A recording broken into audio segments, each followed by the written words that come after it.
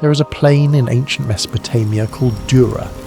It sits beneath an enormous and unbroken sky, and on most days it is simply a flat, unremarkable stretch of earth, the kind of land that tends to go unnoticed in the grand sweep of history. Wind moves across it without resistance. Dust rises and settles in long, golden sheets. The grasses bend and straighten with the indifferent rhythm of a world that does not know it is being watched. But one morning, the plain of Dura becomes something else entirely.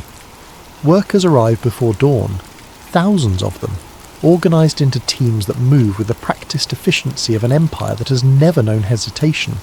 Stone is laid, scaffolding rises, forges burn through the night. And when the sun crests the eastern horizon and spills its light across the valley, a shape has begun to take form at the centre of the plain that cannot be ignored. It reaches upward in gleaming, unbearable brightness. A statue of gold, enormous beyond what most people have ever seen, visible from a distance so far away that travellers on the outer road stop their caravans and shade their eyes and wonder what it means. The statue belongs to Nebuchadnezzar II, king of Babylon, ruler of the most powerful empire on earth. And on the day it is completed, every official, every governor, every judge, every treasurer, every advisor and administrator and appointed authority from across the vast reaches of Babylonian territory receives the same message. Come to the plain of Dura. Bring nothing but your presence and your willingness to bow. Part 1. The Golden Image and the Decree. Nebuchadnezzar II was not a man who built things quietly. His ambition had a physical weight to it. You could feel it in the roads he commissioned, in the walls of Babylon that were wide enough for 2 chariots to pass each other without slowing, in the hanging gardens that reportedly defied the logic of the surrounding desert. He was a builder in the deepest sense, a man who understood that power is not merely exercised. It is displayed, it is made visible. It is given form in stone and gold and the awed silence of people who look upon something too large to fully comprehend. The statue he erected on the plain of Dura was 60 cubits tall, a measurement that translates to somewhere in the range of 90 feet. To stand beneath it was to feel genuinely small, which was precisely the point. Its surface reflected the sun so intensely that looking directly at it was uncomfortable.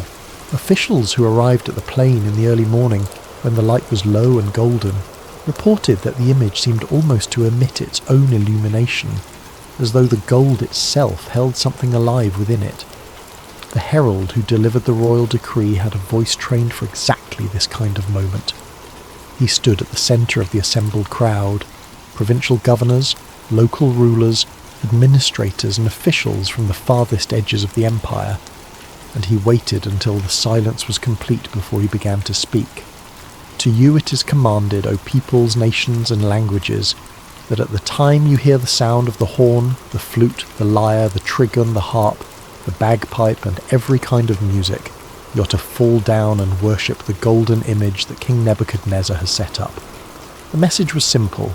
The consequence for non-compliance was stated clearly, without hesitation or softening. Anyone who did not fall down and worship would be thrown immediately into a burning fiery furnace. No trial, no appeal, no second conversation.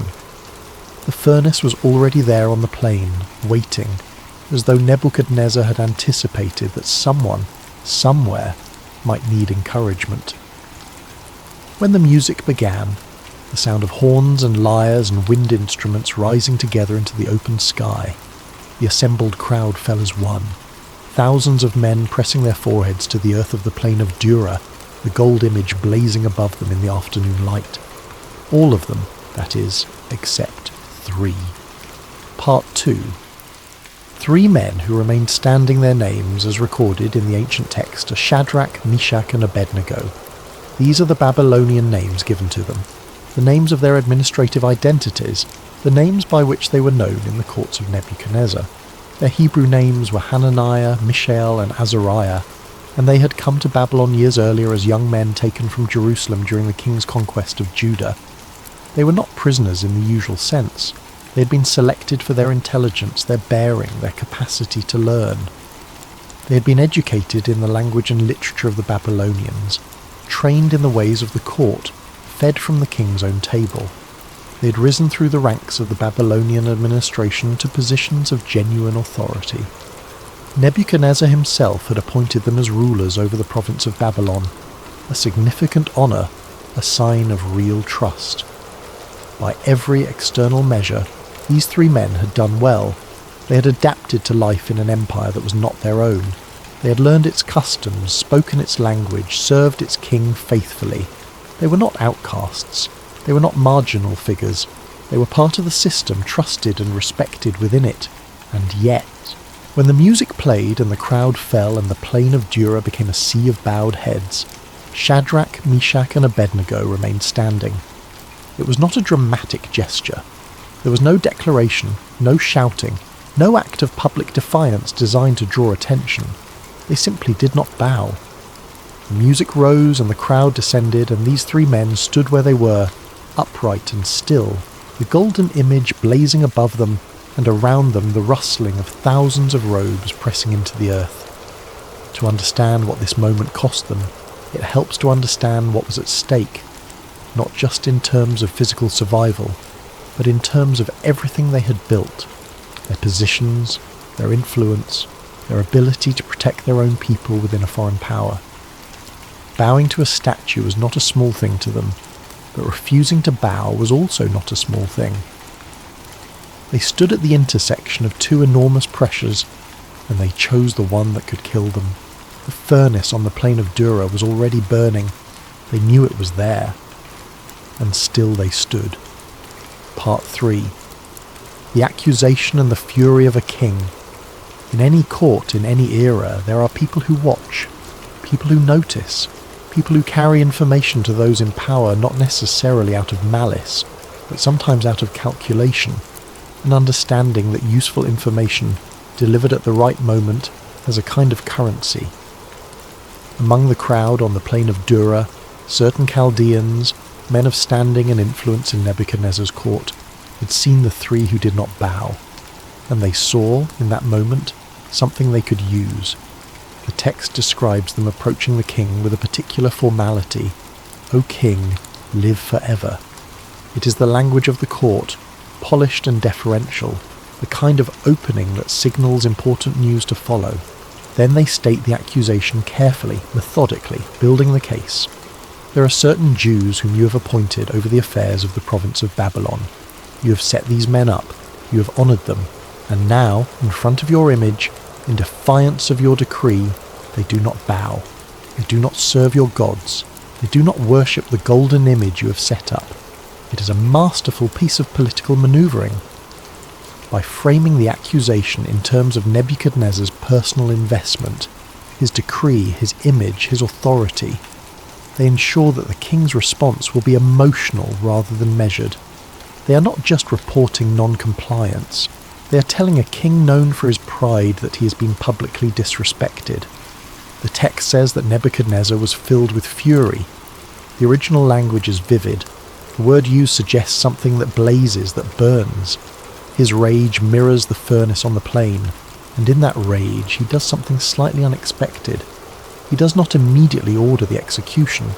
He calls for Shadrach, Meshach and Abednego to be brought before him. Perhaps he cannot quite believe it. Perhaps in some part of him he wants to hear it from them directly. Perhaps he remembers that these are men he has trusted, men whose work he has valued, and he wants to give them a chance to correct what seems like an impossible error in judgment. When they stand before him, the king offers them an opportunity. He tells them that the musicians are ready, that the furnace is burning, that he will give them one more chance to fall down and worship, and that if they choose to do so, all of this will be forgotten. And then he says something that reveals exactly how confident he is in the totality of his power. And who is the God who will deliver you out of my hands? It is not an idle question. Nebuchadnezzar has conquered many peoples, destroyed many temples, carried many gods away as trophies of war. He's not speaking hypothetically. In his experience, no god has ever proven to be a match for the armies of Babylon. He's not threatening them. He is, in his way, trying to help them understand the reality they are facing. They answer him. Part 4. The answer that changed everything. The response of Shadrach, Meshach and Abednego to the king is one of the most remarkable pieces of dialogue in the entire Hebrew scripture, not because it is defiant, but because of what it does and does not claim. They do not claim to know the outcome. They do not stand before the most powerful man in the known world and promise him that everything will be fine.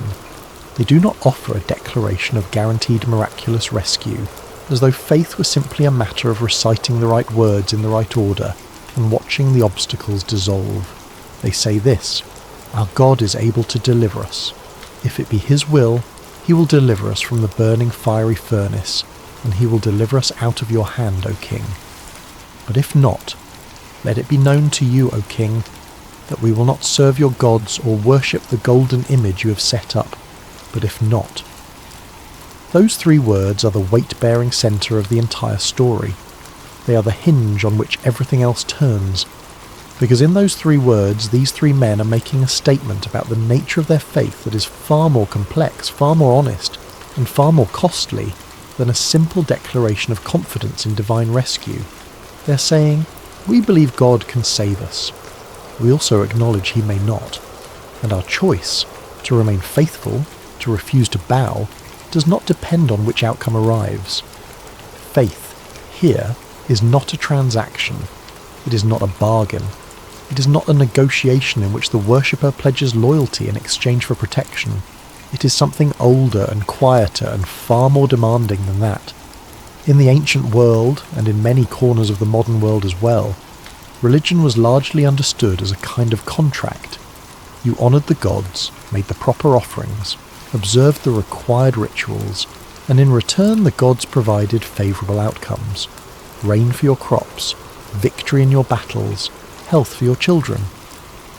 The relationship was fundamentally reciprocal. It made sense.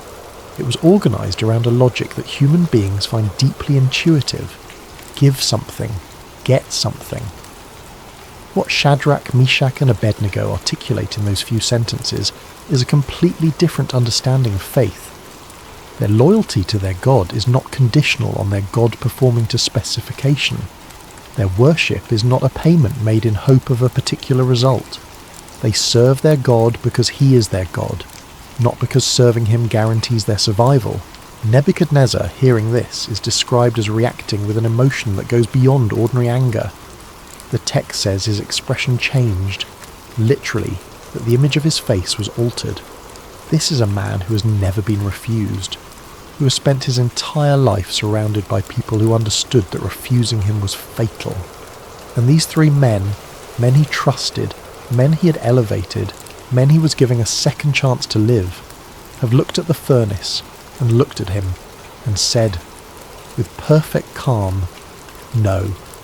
He orders the furnace heated 7 times hotter than usual. It is an act of fury, but it is also something else. It is a man trying to make the consequences so overwhelming, so absolutely final, that the universe itself will register his authority. 7 times hotter, as if temperature could settle a theological question. Part 5. Into the heart of the fire. The furnace on the plain of Dura was not simply a large fire pit. The ancient Babylonians were sophisticated metallurgists and engineers. Their furnaces were constructed for the purpose of reaching extraordinary temperatures, the kind needed to smelt ore, to work metal, to produce the raw materials of an empire that was perpetually building things. These were industrial structures, designed for intensity. When Nebuchadnezzar commanded the furnace heated 7 times beyond its normal operating temperature, his soldiers went to work with the urgency of men who understood that the king's rage demanded visible action. More fuel was brought, air was forced through the chambers to accelerate the burn. The heat that radiated from the structure became not just uncomfortable but genuinely dangerous, a field of scorching air that pushed outward in all directions like a physical wall. The soldiers assigned to bind Shadrach, Meshach and Abednego and carry them to the furnace entrance were among the most capable men in the royal army. Mighty men, the text calls them, the best Nebuchadnezzar had. They bound the 3 men in their full clothing, robes, trousers, turbans, everything, and carried them toward the mouth of the furnace. The text records something extraordinary here, almost as a parenthetical detail slipped into the narrative with quiet matter-of-factness. The fire was so hot that the soldiers who threw the 3 men in were killed by the heat. Killed. Not burned, not injured. Killed. Before they could even step back from the opening. Read that slowly. The men throwing others into the furnace died. The men being thrown in did not. Shadrach, Meshach and Abednego fell, bound, into the centre of the flames. And Nebuchadnezzar, watching from a distance that was safe enough for a king, waited for what he fully expected to see. 3 men consumed. 3 brief flares of brightness, and then nothing. The furnace closing over them like a final argument. The matter settled. But the matter was not settled. Something else was happening inside the fire. Part 6. The 4th figure in the flames. There is a moment in this story that arrives without fanfare, almost gently, despite the violence that surrounds it. It comes when Nebuchadnezzar, still watching the furnace, suddenly startles. He rises from his seat. The text describes him leaping up in astonishment, a physical reaction so involuntary that the people around him notice immediately. He asks his counselors a question that reveals exactly what he is seeing. Did we not cast 3 men bound into the fire? They confirm it. Yes, 3 men bound into the fire. Nebuchadnezzar's response. But I see 4 men unbound, walking in the midst of the fire, and they are not hurt. And the appearance of the 4th is like a son of the gods. 4 men walking, unbound, in the middle of the fire that just killed his best soldiers from the outside, is apparently doing nothing to these 4 men on the inside. They are not crouching. They are not trying to find a corner where the heat is less intense. They are not pressing themselves against the walls. They are walking, moving through the flames with the ease of people strolling through a garden on a cool evening. And there are 4 of them. Theology and scholarship have spent centuries considering who or what the 4th figure represents. Some traditions identify this figure as an angel, a divine messenger sent specifically for this moment. Others within the Christian tradition read it as a Christophany, a pre-incarnate appearance of Christ, present with his people in their suffering before Bethlehem, before the manger, before any of the events that would unfold centuries later. The text itself, written in Aramaic, uses language that suggests something supernatural, like a son of the gods in Nebuchadnezzar's words, which carries the weight of divine association even when spoken by a pagan king who does not fully understand what he is seeing. What the text does not do is resolve the mystery completely. It leaves the 4th figure partly in shadow, partly in light, the way genuine encounters with the divine tend to be described across all traditions. You can see something. You know it is real. You cannot quite name it. The description is just detailed enough to be astonishing and just vague enough to remain sacred. What is unmistakable is this. In the place designed for destruction, in the chamber built to end things, in the hottest and most lethal environment on the plain of Dura, there was company in the flames.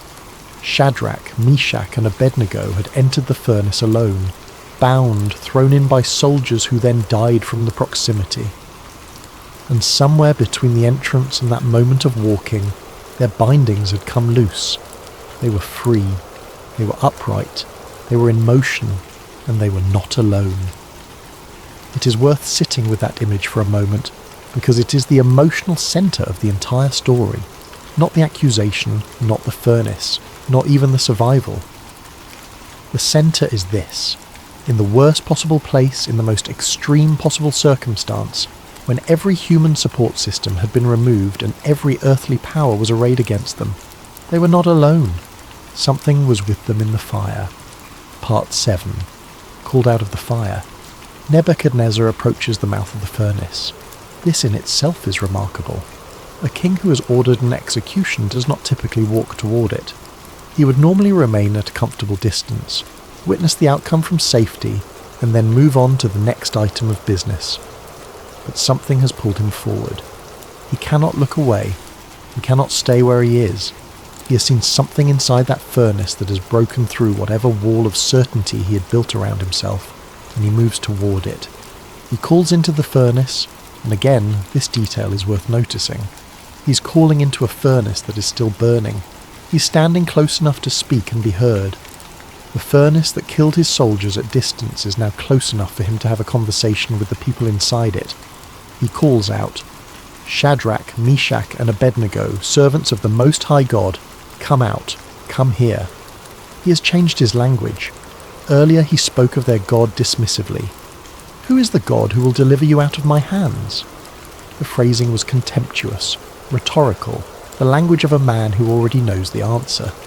Now he is using a different phrase entirely, servants of the Most High God. He has revised his estimate. He has looked into a burning furnace and seen something that has changed his vocabulary. They emerge, and what follows is one of the most carefully observed moments in the ancient text. The governors, the satraps, the councillors, the king's officials, all of them press forward to look. They're examining these three men with the scrutiny of people who need to trust what they are seeing. And what they find is this: the fire has had no effect on their bodies. Not a hair of their heads was singed. Their robes are not burned. And this is the detail that tends to stay with people, they do not even smell of smoke. Think about that last detail for a moment. If you stand near a campfire for even a few minutes, the smell of smoke clings to your hair and clothing for hours. It is one of the most persistent and immediate markers of proximity to fire. These three men have been inside a furnace heated 7 times beyond its normal temperature, walking around in the midst of the flames, and they come out without a trace of it on them. No burn marks, no singed hair, no smoke smell. It is as though the fire simply did not interact with them in any of the ways fire normally interacts with human beings. They are exactly who they were before, unchanged by the place that was supposed to destroy them. Part 8. The kingdom hears what the furnace could not consume. Nebuchadnezzar stands before his assembled officials and does something that a king of his stature and pride does not do lightly. He makes a public declaration that he was wrong about something. Not in those exact words. He is still a king, and kings manage these moments carefully. But the substance of what he says amounts to an acknowledgement that a power he had dismissed has proven to be real. He says, "Blessed be the God of Shadrach, Meshach, and Abednego, who has sent his angel and delivered his servants, who trusted in him and set aside the king's command and yielded up their bodies rather than serve and worship any god except their own God." This is a significant statement. Nebuchadnezzar is not converting in the full theological sense. He has not abandoned his own religious framework entirely, but he is saying, in front of everyone who matters in his empire, that what he witnessed in that furnace demonstrated something he had not previously understood, that the God of these three men is not like the gods of the nations he has conquered, that something happened in that fire that does not fit his existing categories, that the power arrayed against these men, his power, the most formidable human power on earth at that moment, did not win. He then issues a new decree. It is in some ways a mirror of the original. The first decree was, "Bow to my image or die in the furnace." The new decree is, "Speak against the God of Shadrach, Meshach, and Abednego, and your people will be cut off, your houses made into rubble, because there is no other God who is able to rescue like this." And then he promotes them, all three of them. He elevates them further in the province of Babylon, gives them more authority, more responsibility, more trust. The men he almost executed are now more powerful within his empire than they were before. It is a strange and rather beautiful reversal. The furnace that was intended to be their ending became, somehow, the means of their advancement. The event designed to remove them from the story accelerated them within it. The thing that was supposed to be the last chapter turned out to be something more like a turning point. Part 9. What the story carries through time. The story of Shadrach, Meshach, and Abednego has been told and retold across more than 2,500 years. It appears in the Hebrew scriptures, in the Apocrypha, in the New Testament as a reference point. in early Christian martyrology, in Islamic tradition, in Jewish liturgy, in artwork and music and poetry from virtually every era since it was first written down. It has survived the fall of Babylon, the fall of Rome, the rise and fall of every empire that came after, and the story still persists. What makes it survive? Partly it survives because the central situation is universal. Everyone who has ever lived has faced some version of the moment these three men faced, a moment in which conforming to an external pressure, social, professional, political, cultural, relational, required compromising something internal. The shape of the furnace changes across time. The demand to bow takes different forms in different eras. But the basic structure of the moment, stand or bow, at significant personal cost, that structure is recognisable in every human life. Partly it survives because of the but if not. That phrase has carried people through situations that make the plain of Dura look almost simple. People in hospital rooms, people in prison cells, people watching things they love disappear, people in the long middle of a loss that has no clear ending. The ability to say, I believe God is able, and even if the rescue does not come in the form I'm hoping for, I will not abandon what I know to be true. That kind of faith does not belong only to ancient Babylon. It belongs to every generation in which things go wrong, in ways that defy simple explanation.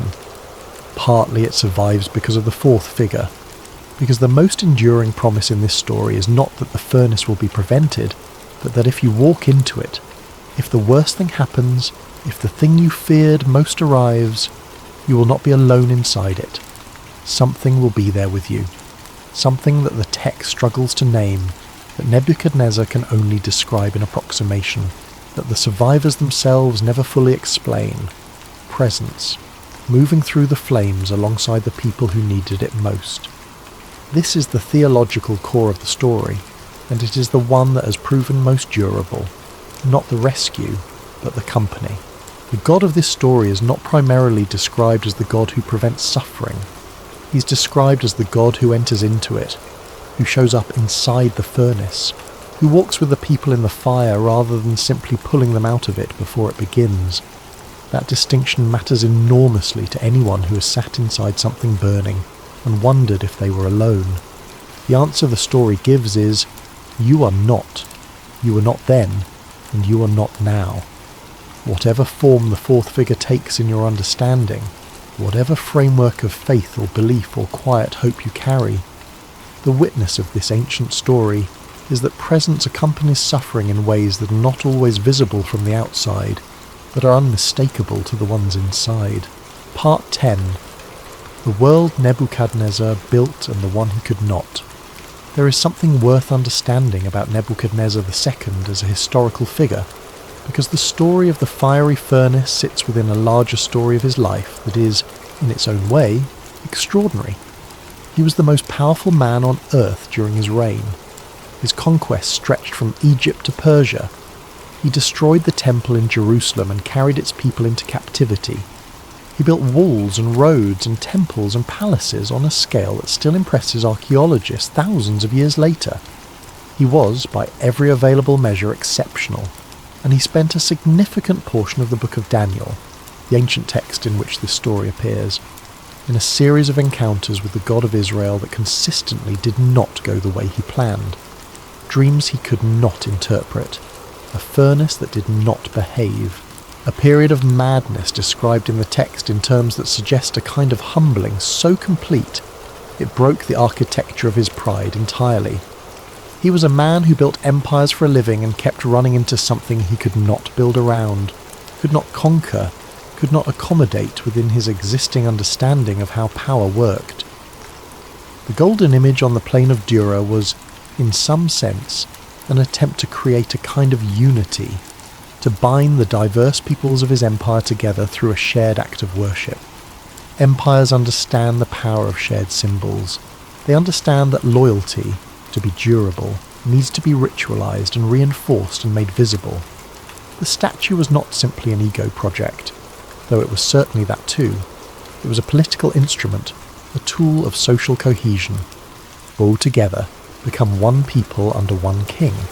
What it could not account for was the presence, in that diverse empire, of people whose identity was rooted in something that bowing to a statue would fundamentally contradict.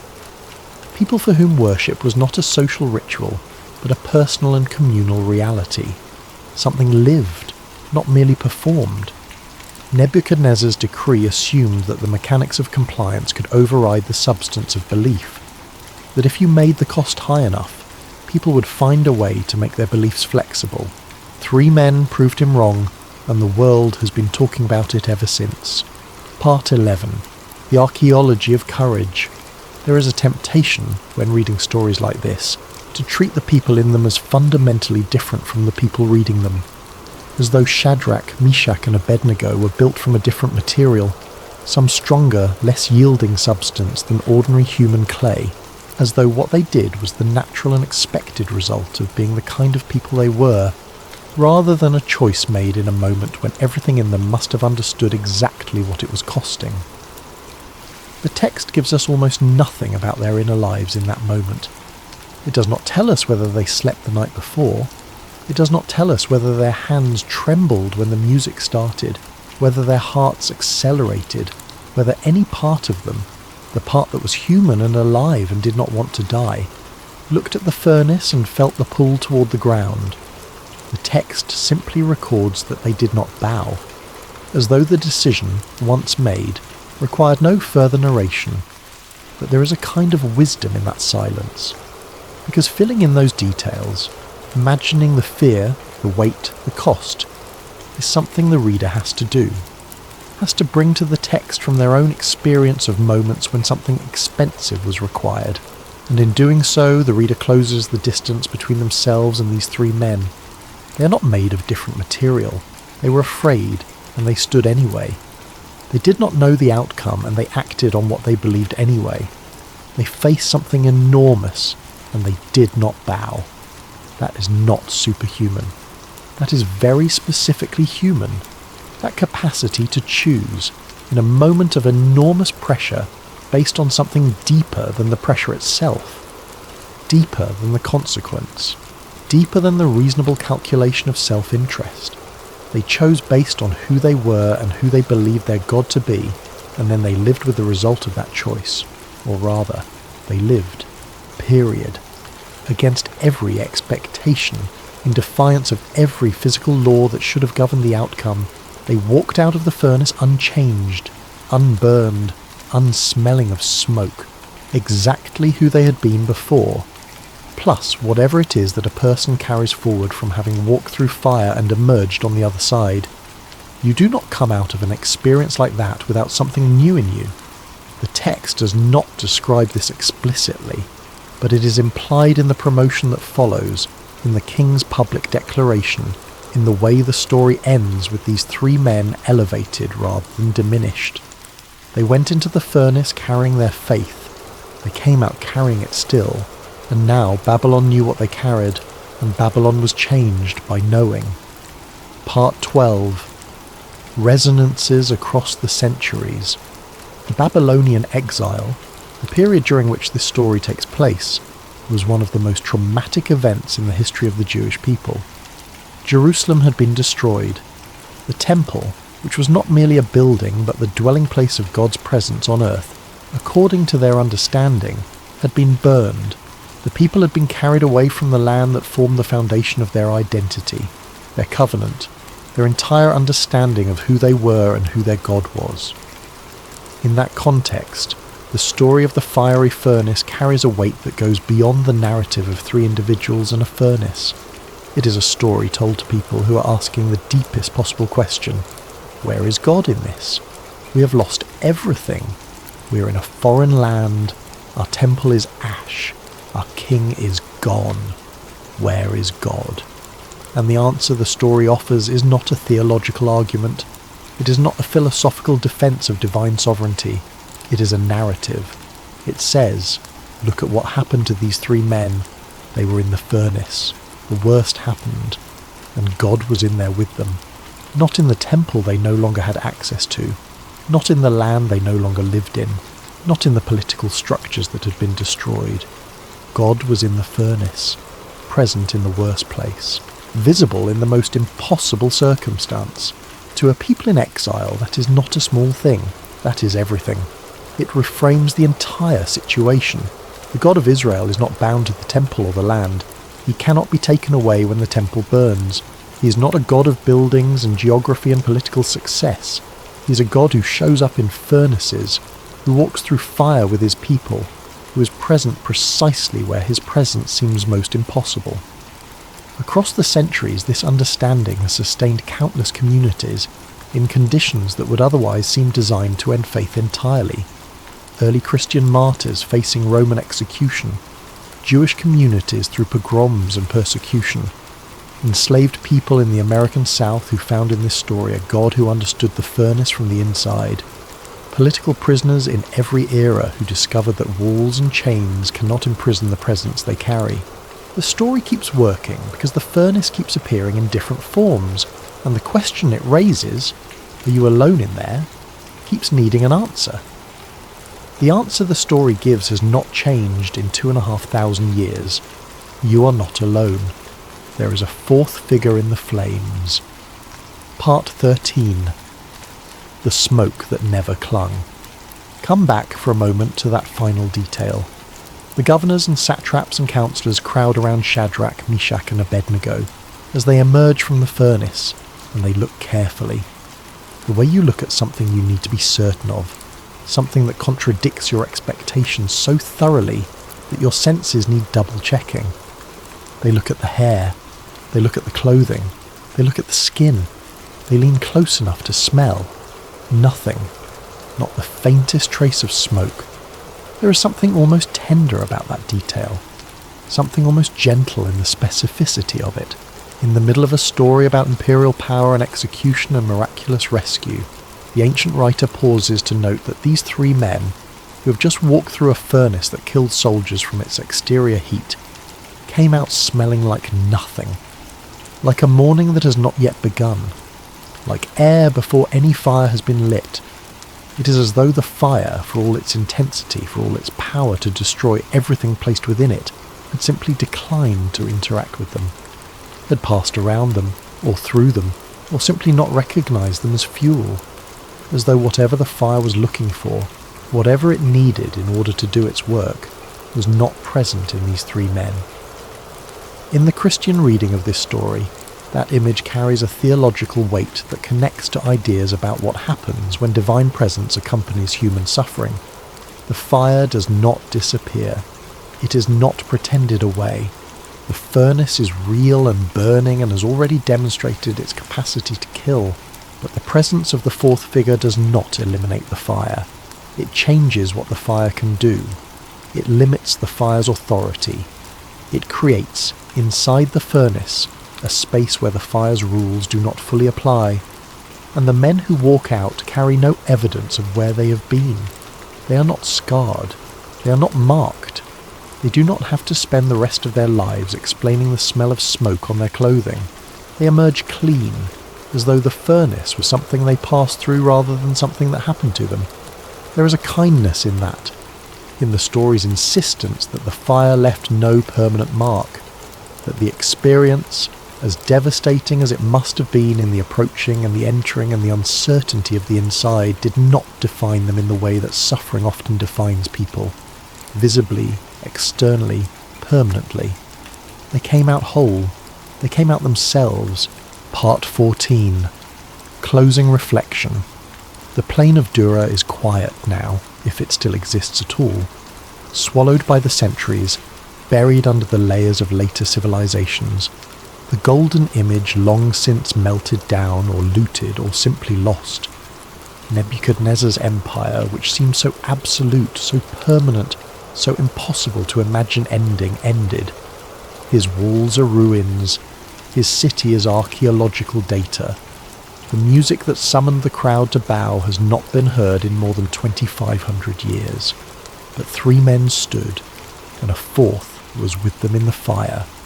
These are the things that last, not the empire, not the golden image, not the decree, not the furnace itself. What lasts is the witness. The record of what happened to 3 people who were asked to compromise what they believed and chose not to, who stood in the space between the music and the ground and remained upright, who walked into the worst thing and walked out the other side carrying nothing of the fire except the knowledge that they had been inside it and had not been alone. If you're lying here tonight carrying something that feels like a furnace, something that has been too hot for too long, something that has left you feeling bound and breathless and surrounded by what you cannot control, then perhaps this old story, this ancient text from the exile years of a displaced people, has something to offer you in the quiet. Not a promise that the fire will be prevented. The text does not make that promise. It makes a different one. It says, "In the centre of the furnace meant to destroy them, 3 men discovered they were not alone, that the heat that killed everything at a distance could not touch what mattered most inside, that the binding fell away somewhere between the entrance and the middle, that the walking continued, that the 4th figure was already there. The plain of Dura lies silent and forgotten under centuries of sand, that the flames that burned there, and the ones who walk through them unscathed, have never stopped speaking to the people who need to hear what they have to say. Let your breathing slow now. Let the weight of the day settle into the surface beneath you. You have heard the story of 3 men who stood, and a fire that could not finish what it started, and a presence that met them in the most impossible place. Carry nothing with you into sleep tonight except the quiet that comes after fires past, the stillness, the clean air of a morning that belongs only to you. The sleepy koala army is always here, and so it seems is the one who walks in the flames. Rest now, you're not alone." Part 15. The empire that could not hold them. To fully understand what Shadrach, Meshach and Abednego walked away from when they refused to bow, it helps to understand exactly what Babylon meant in the ancient world. Because Babylon was not simply a city, or even simply an empire. It was, in the imagination of the ancient Near East, the definition of civilization itself. It was the place where writing had been refined, where astronomy had been organised into a systematic discipline, where law codes had been drafted, where the measurement of time had been formalised. When later generations wanted to describe something as magnificent, as overwhelming, as beyond ordinary human comprehension, they reached for Babylon as their reference point. The city itself was encircled by walls so wide that ancient sources, including Herodotus, the Greek historian who visited not long after Nebuchadnezzar's reign, describe them in terms that still stagger the imagination. The inner wall alone was reported to be wide enough for 2 4-horse chariots to pass each other at full speed, and still have room to spare. The city was bisected by the Euphrates River, crossed by a magnificent bridge, and organised around a central processional way that was paved with stone and lined with glazed brick imagery. Lions and dragons and bulls rendered in brilliant blue and gold, stretching the full length of the road from the Ishtar Gate to the heart of the city. The Ishtar Gate itself, rebuilt and partially reconstructed now in the Pergamon Museum in Berlin, gives modern visitors a fraction of the sense of what it must have been like to approach Babylon as a newcomer. The gate towered above the plain, sheathed in brilliant lapis lazuli blue, covered with the same lions and dragons in raised and glazed brick, radiating the confidence of a city that had decided beauty was a form of power and had invested accordingly. To walk through that gate was to understand, immediately and physically, that you had entered something built by people who did not expect it to end. And within that city, within that monument to human ambition and organisational genius and sheer accumulated wealth, Shadrach, Meshach and Abednego had built lives, real lives, careers, influence, friendships presumably, though the text does not dwell on those. They had learned the Babylonian calendar, spoken the Babylonian language until it came naturally, eaten the food of the Babylonian court, navigated the political currents of the Babylonian administration. They were part of it, genuinely integrated into the machinery of the most powerful civilization on earth.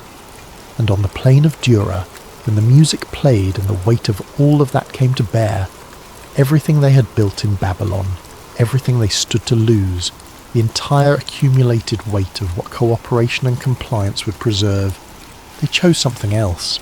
They chose the ground they were standing on, which was not Babylonian ground in any sense that the empire would have recognised. They chose a loyalty that predated Babylon, that had survived conquest, that apparently could not be made to bend even under the threat of the most spectacular execution Nebuchadnezzar could devise. There is a word that appears in the ancient text to describe their response to the king's second offer, his final chance to bow and be saved. The word carries the sense of something deliberate, considered, fully aware of itself. They are not refusing in a panic. They are not refusing because they have failed to understand the situation. They understand it completely. They have calculated the cost and they have made the choice, and they are explaining it to the most powerful man on earth with a clarity and calm that must have been, itself, a kind of miracle. Because ordinary human beings, standing before an enraged king with a burning furnace visible behind them, do not typically display that quality of composure. They had perhaps prepared for something like this.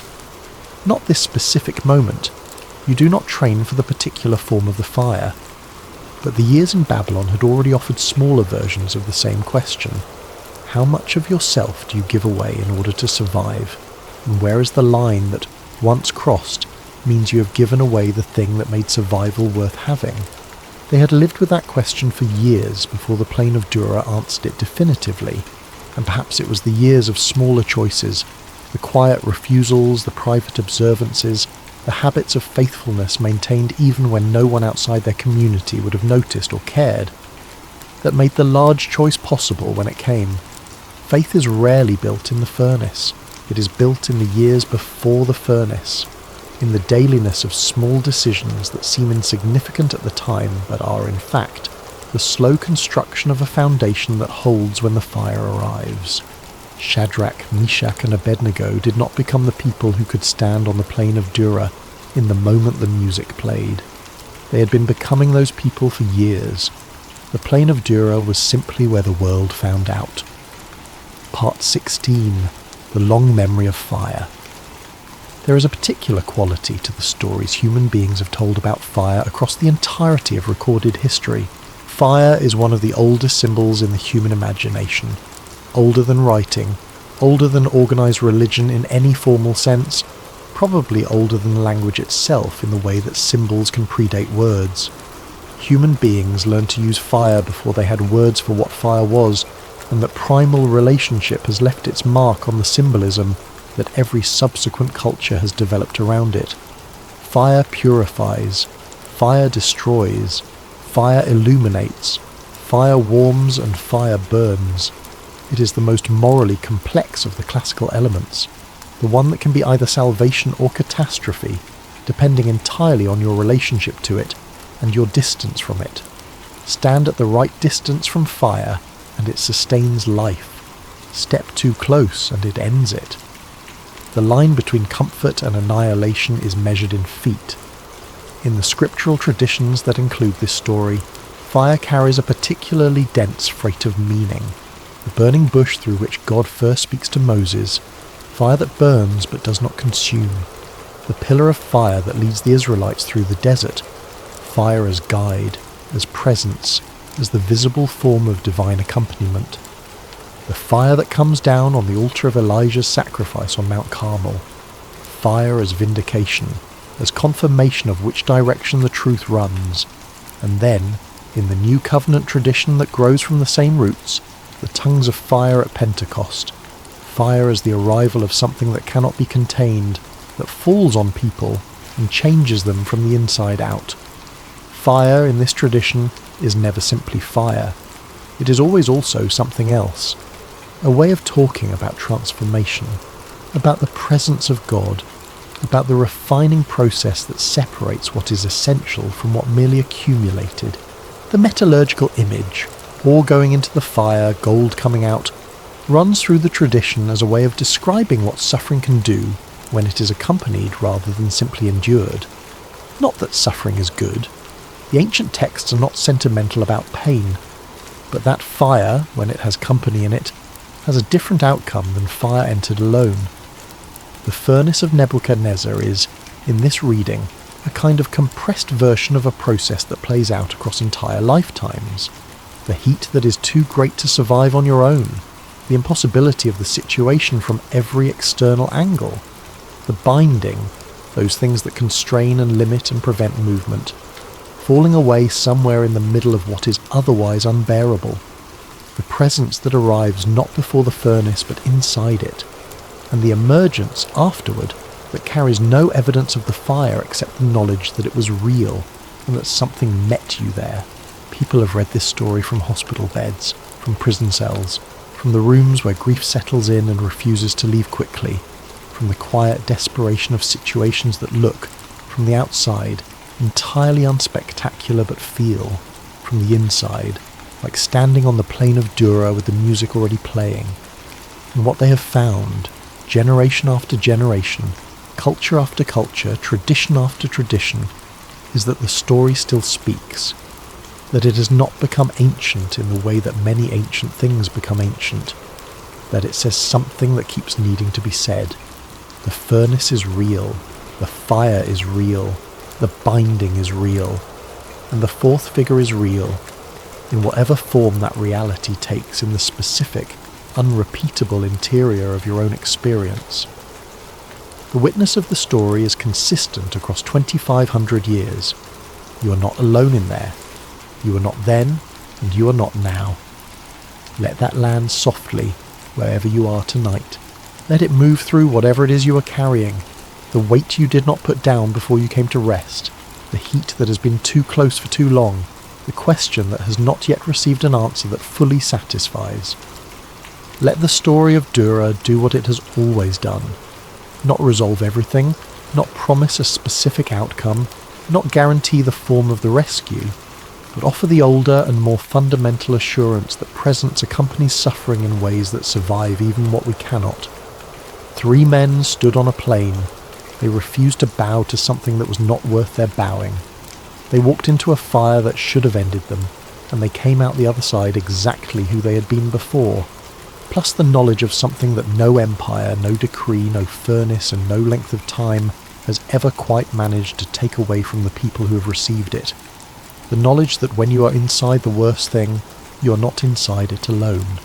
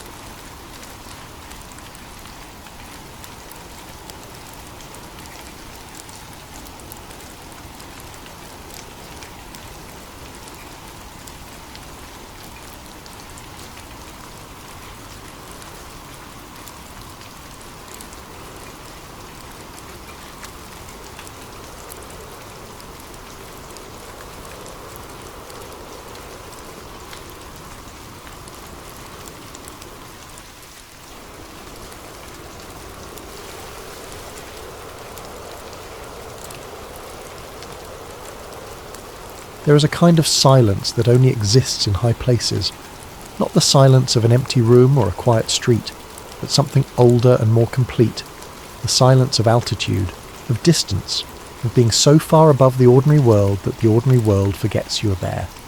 The wind moves differently up there. The light behaves in ways it does not bother to explain, and sometimes, in those rare and unrepeatable moments, when a person finds themselves standing somewhere between the earth below and whatever exists above it, something happens that cannot be filed away into any category of normal experience. Something is seen, something is heard, something is understood, not through the mind, but through the marrow. Tonight's story is about one of those moments. It is about 3 men who climbed a mountain with their teacher and came back down as different people. It is about a flash of impossible light, about 2 visitors who should not have been there and yet unmistakably were, about a voice that spoke from inside a cloud and said the only thing that needed to be said. It is about the space between what we understand and what we are simply invited to witness, about the mercy of being shown something true before you are ready to fully receive it, and about the quiet that follows when heaven for a moment opens and then gently, carefully, closes again. This is the Transfiguration, and it begins, as so many of the most important things do, not with a dramatic announcement or a gathering of crowds, but with a small private invitation and a long walk uphill. To understand the weight of what happens on that mountain, you need to understand what had happened in the days just before it. Jesus had been speaking plainly, more plainly than usual, about what was coming. He had told his disciples that the Son of Man must suffer many things, that he would be rejected by the elders and chief priests and scribes, that he would be killed, and that on the third day he would be raised. He said it clearly and without embellishment, and the words had landed with the particular heaviness that comes from a truth you are not prepared to accept. Peter, ever the one to speak first and think later, had pulled Jesus aside and rebuked him. "This will never happen to you," Peter said. And Jesus had turned and looked at him with something that was neither anger nor softness exactly, but something more like a kind of grief. The grief of someone who sees clearly what others cannot yet bring themselves to see. And he had spoken the famous words that landed like a stone dropped into still water. "Get behind me. You're not thinking about the things of God, but the things of men." And so that is the atmosphere in the days before the mountain. There is shadow in the air. There is confusion and love and fear braided together in the hearts of those who follow this man and do not fully understand where he is leading them. There is a tension between what they have witnessed, the healings, the teachings, the sheer authority of his presence, and what they are now being told, which is that suffering and death wait somewhere ahead. It is the tension of following someone whose next step you cannot always see. It is the tension of faith, and it is into this tension that Jesus offers the invitation. About 6 days after those conversations, Luke says it was about 8 days, a slight discrepancy that scholars note is simply a difference in whether you count partial days at either end. Jesus turns to 3 of his disciples, not all 12, 3, Peter, James, John, the inner circle within the inner circle. He says, essentially, "Come with me," and so they go. The mountain is not named in any of the 3 gospel accounts. Matthew, Mark and Luke each describe it simply as a high mountain. Over centuries, tradition has settled most comfortably on Mount Tabor, a rounded summit in the Jezreel Valley of Galilee that rises dramatically from the surrounding plain to just over 500 metres above sea level. Its shape is almost perfectly dome-like, and standing at its base you can understand why it would have been associated with divine encounter. There is something about the way it lifts itself cleanly out of the earth, separate and solitary, that suggests a threshold. Other scholars have proposed Mount Hermon, which sits further north and reaches significantly greater heights, over 2,700 metres, making it literally one of the highest points in the entire region. Either way, the symbolic weight of the choice is consistent. Jesus leads them away from the valleys, away from the towns and the crowds and the endless human noise, and up into the thin air where the categories of everyday life begin to loosen. Luke tells us that the purpose of the journey was prayer. Jesus took them up to pray, and this is important, not as a trivial logistical detail, but as a theological one. The Transfiguration does not happen in a moment of confrontation or crisis. It does not happen in the middle of a debate or a healing or a crowd of 10,000 people. It happens during prayer. It happens in the quiet, intentional act of turning attention toward God. Which is perhaps the story's first and quietest invitation, that the moments of greatest clarity in a life are rarely the loud ones, so they climb. The 3 disciples and their teacher, moving up through scrub and stone and thinning air, the world below growing smaller and more distant with every step. The Gospels do not describe the journey itself, how long it took, whether they spoke along the way, what the light was like as they ascended. Scripture is mercifully sparing with the details that don't matter, so that it can be overwhelming with the ones that do. And so we arrive at the summit, or near it, with no preamble other than the walking. And then it happens. As Jesus prays, he is transfigured before them. The Greek word used in Matthew and Mark is metamorpho, the same root from which we get the English word metamorphosis. It means a change of form, a transformation so complete that what is seen on the outside now corresponds to something that was always true on the inside. Not a trick, not an illusion, a revelation.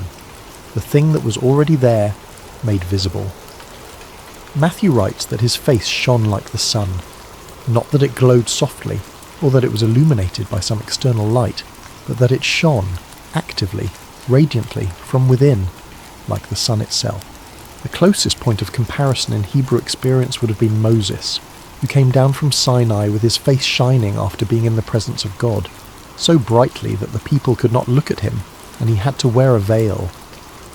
But where Moses reflected the light he'd been near, Jesus here is the source. His face does not borrow light, it produces it. His clothes become white, dazzling, blazing, radiant. Mark uses the word that translators often render as gleaming or glistening, and then adds, with a detail so human and unexpected that it almost makes you smile, that no launderer on earth could whiten them to that degree. It is a remarkably practical image. Mark, ever the one for immediacy and grounded detail, wants you to understand that this whiteness is not a colour you could achieve through any earthly means. It is not the white of linen or of snow or of bleached cloth in afternoon sun. It is a whiteness that belongs to a different category of white altogether, the whiteness of something that is not made of the same stuff as everything else. Luke adds one additional detail that the other Gospels omit. As Jesus was praying, the appearance of his face changed. Luke ties the transformation explicitly to the act of prayer itself, suggesting that what the disciples see is not a performance stage for their benefit, but something that is happening between Jesus and his Father, a communion so complete that it becomes visible. They happen to be witnesses. They are seeing something they were perhaps not fully meant to see, in the way that sometimes you catch a glimpse of someone in a private moment and understand something about them that they would not have known how to tell you. The 3 disciples, Luke notes, were heavy with sleep. They had climbed a mountain. It was evening. They were tired men. And so they were drowsy, teetering at the edge of unconsciousness, when suddenly the light made sleep impossible. They became fully awake, and there he was. And there, beside him, were 2 others, Moses and Elijah. 2 men who had been dead for centuries and yet stood on that mountain as clearly as Peter or James or John. Moses, who had led the people of Israel through the wilderness for 40 years and who, at the end of his life, had been buried by God himself in a place that no one knows to this day. Elijah, the great prophet who had never died at all but had been taken up into heaven in a whirlwind in a chariot of fire while his servant Elisha watched from the ground below, and standing between them in that glory, Jesus, the one who comes not to replace the law but to fulfill it, not to silence the prophets but to be what the prophets were announcing. The writer of Hebrews, reflecting on this later, opens his letter with a sentence of enormous theological compression.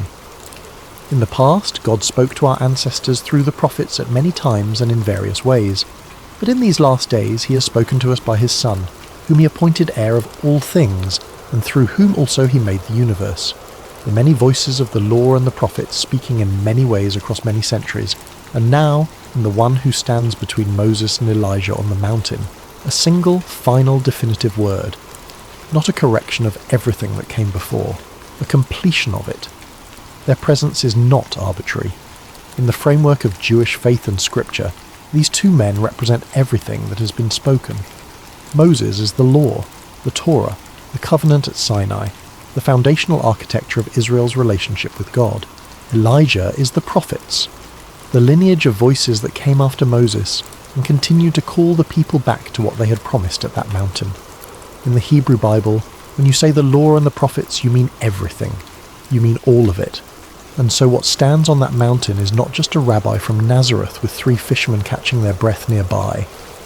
What stands on that mountain is a conversation between everything that has been and everything that is coming. The full sweep of the story gathered in one place, speaking together about what is about to happen. Luke is the only gospel writer who tells us what they were speaking about. He says Moses and Elijah appeared in glory, the same radiant light that surrounded Jesus, and they spoke about his departure. The Greek word Luke uses is exodus. They spoke about his exodus, which he was about to accomplish in Jerusalem. The word is deliberate and layered. It echoes Moses, for whom the original exodus was the defining act of his life. the liberation of a people from slavery through a sea of water, and it points forward to what Jesus is approaching, a passage through death that will constitute a liberation far larger than anything that had come before. So this is what is happening on the mountain, not a vision or a dream, not a parable told by firelight, 3 figures standing in visible glory discussing a death, and through it, a rescue. The most important conversation in the history of the world happening at altitude, witnessed by 3 exhausted men who had almost fallen asleep and didn't. And then Peter speaks. You have to love Peter. Every time, without fail, Peter says something. He cannot help himself. He is a man of immediate reaction, of speaking before the silence has had time to tell him what it needs. And here, at what may be the most awesome and overpowering moment any human being has ever experienced, Peter opens his mouth and offers a construction project. Master, he says, and Luke notes, with unmistakable gentleness, that Peter did not know what he was saying. It is good for us to be here. Let us make 3 shelters, 1 for you, 1 for Moses, 1 for Elijah. Commentators across the centuries have tried to figure out exactly what Peter meant. Was he drawing on the tradition of the Feast of Tabernacles, the Jewish festival in which temporary shelters called Sukkot are built to commemorate the 40 years of wilderness wandering? Was he simply trying to do something, anything, because standing still in the face of the impossible was more than he could bear? Was he trying to extend the moment, to build structures that would keep it from ending? All of these interpretations carry some truth, but perhaps the most honest reading is the simplest one. Peter was overwhelmed. Peter was afraid. Peter did what people do when they are overwhelmed and afraid. He talked, and he proposed a plan, because a plan is something you can hold on to when everything else has slipped out of reach. Mark notes that Peter did not know what to say, because they were so frightened. There it is. The action was fear trying to disguise itself as helpfulness. The shelters he offered to build were in a sense a way of making the moment manageable, of fitting it into a form he could understand and contribute to. But the moment was not interested in being managed, and before Peter had even finished speaking, the cloud came. A bright cloud. Luke calls it a cloud that came and overshadowed them. In the Hebrew tradition, the cloud is not incidental. The cloud is the presence. When God led Israel through the wilderness, it was in a pillar of cloud by day and fire by night. When the tabernacle was completed and dedicated, the cloud filled it so completely that even Moses could not enter. When Solomon's temple was consecrated, the cloud came and filled the house of God. The cloud is what happens when the presence of God enters a space that is made of matter. It is the translation of the infinite into something the finite can at least look at without being destroyed. And from inside the cloud, a voice. This is my beloved Son, in whom I am well pleased. Listen to him. Matthew's version of these words, Mark and Luke phrase them slightly differently. This is my Son, my chosen, whom I love. But the substance is the same, and it is not a new declaration. These words, or words nearly identical to them, were spoken at the beginning of Jesus' ministry, at his baptism in the Jordan River, when the heavens opened and the Spirit descended like a dove and the voice spoke over the water. That was a private moment between Jesus and the divine, with John the Baptist perhaps near enough to witness. This time it is spoken to 3 men. This time it is meant to be heard. Listen to him. 2 words in English. Perhaps 3 or 4 in the original Aramaic that Jesus and his disciples would have spoken. A sentence so short it can be said in less than a second, and yet it is the entire point. Moses is the law, Elijah is the prophets, and standing between them, confirmed by the same voice that spoke creation into existence, is someone who fulfills both, someone who does not come to abolish what came before, but to complete it. The voice is not introducing Jesus as a teacher among other teachers. The voice is not suggesting that he is worth considering. The voice is saying, this one, him. Whatever he says, that is what you do. Whatever he speaks, that is what is true. And when the disciples heard the voice, they fell on their faces and were terrified. Matthew's word for it, terrified, is a strong one. It is the terror of proximity to something utterly holy. It is the terror that the mystics and the prophets describe when they talk about standing near the divine.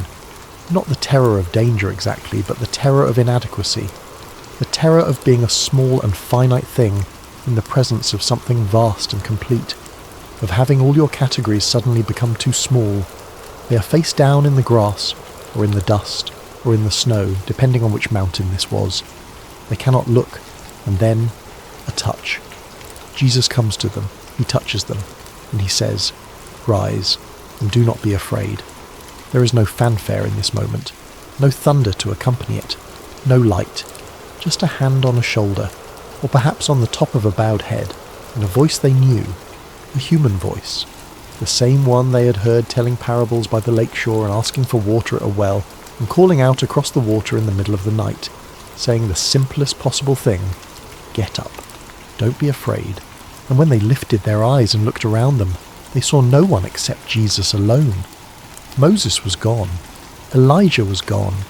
The cloud had passed. The light had faded back to whatever the natural light of a mountain evening looked like. The world had returned to its ordinary arrangement of stones and sky, and the sound of wind moving through whatever grew up there. And Jesus was standing in it looking like Jesus, a man from Galilee, a rabbi in his early 30s, wearing the clothes of someone who had been walking for a long time. Just him, just them. The four of them on a mountain, with the extraordinary having folded itself back into the ordinary, the way a letter slips back into its envelope, and the envelope shows you nothing of what is written inside. It is worth pausing here to think carefully about what the voice says, because the English translation, clean and declarative as it is, does not fully carry the weight of what is happening in the original Greek. "This is my son, the beloved. Listen to him." The command to listen, the word in Greek is akouet, is in the present imperative tense. It does not mean listen once, right now, in this moment on this mountain. It means keep on listening, continue to listen, make listening to him the ongoing posture of your life. It is not a punctuated instruction for a single moment. It is a directive for every moment that follows. This matters because the disciples were about to go through the most disorienting period of their lives. They were going to watch the one they had built everything around be arrested, tried, beaten and killed. They were going to scatter. They were going to hide behind locked doors. They were going to feel the particular despair that comes not from losing something ordinary, but from losing the thing that made everything else make sense. And in that period, that long, dark, terrible Saturday between the cross and the empty tomb, the instruction from the mountain would be the only thread left to follow. Keep listening, he is still speaking, even now, even here, even in this. There is also the interesting question of what happened to James. James, the brother of John, the second of the three men on that mountain. We hear far less from James than from Peter or John in the New Testament. James doesn't write any letters, doesn't have a gospel attributed to him, doesn't get the same narrative real estate as the other two. But he is there on the mountain, and he carries what he sees, and years later he becomes the first of the 12 apostles to be martyred for his faith. King Herod has him killed by the sword, a single verse in the book of Acts almost startlingly brief for an ending of that magnitude. And in that brevity, perhaps, is its own kind of testimony. James saw what he saw on the mountain, and whatever it was that he saw, it was enough to make him hold on through everything that came after. None of the three men who climbed that mountain with Jesus ever recanted. None of them eventually said, "We were wrong," or "We were confused," or "We made it up." Peter went to Rome and was crucified. Tradition holds that he requested to be crucified upside down, deeming himself unworthy to die in the same manner as his Lord. John lived to old age, the only one of the 12 to die naturally, and in his final years on the island of Patmos wrote the book of Revelation, the most visionary and light-drenched document in all of Scripture, from a man who had once lain face down on a mountain while a cloud spoke. James died by the sword and left almost nothing written, but left the fact of his faithfulness. 3 men, 3 witnesses, 3 lives entirely reorganized around a morning on a mountain when a face shone like the sun. One of the quieter and more humanly relatable aspects of the Transfiguration story is the detail in Luke that the disciples were heavy with sleep when it began, They had climbed a mountain. It was getting toward evening. They were fishermen, most of them. Men accustomed to physical labour, yes, but also accustomed to the way that physical exertion combined with altitude and darkness pulls the eyelids down. And they almost missed it. They almost slept through the most extraordinary thing that any human eyes had ever seen, but they didn't. Luke says they were fully awake when the vision was at its height. They stayed awake long enough to see his glory and the two men standing with him. Some grace kept them present. Some force stronger than fatigue held their eyes open at the moment that mattered. And this too seems like something worth sitting with. The idea that some things are shown to us at the edge of our capacity, when we are tired, when our resources are depleted, when we have walked as far as we thought we could walk. And what keeps us present in those moments is not our own strength, but something outside of it. The Transfiguration is in some ways the anti-miracle. Most of the miracles in the Gospel involve Jesus doing something to the external world, healing a body, calming a storm, multiplying bread, raising the dead. In those miracles, what is invisible becomes visible in the world. But in the Transfiguration, what happens is the inverse.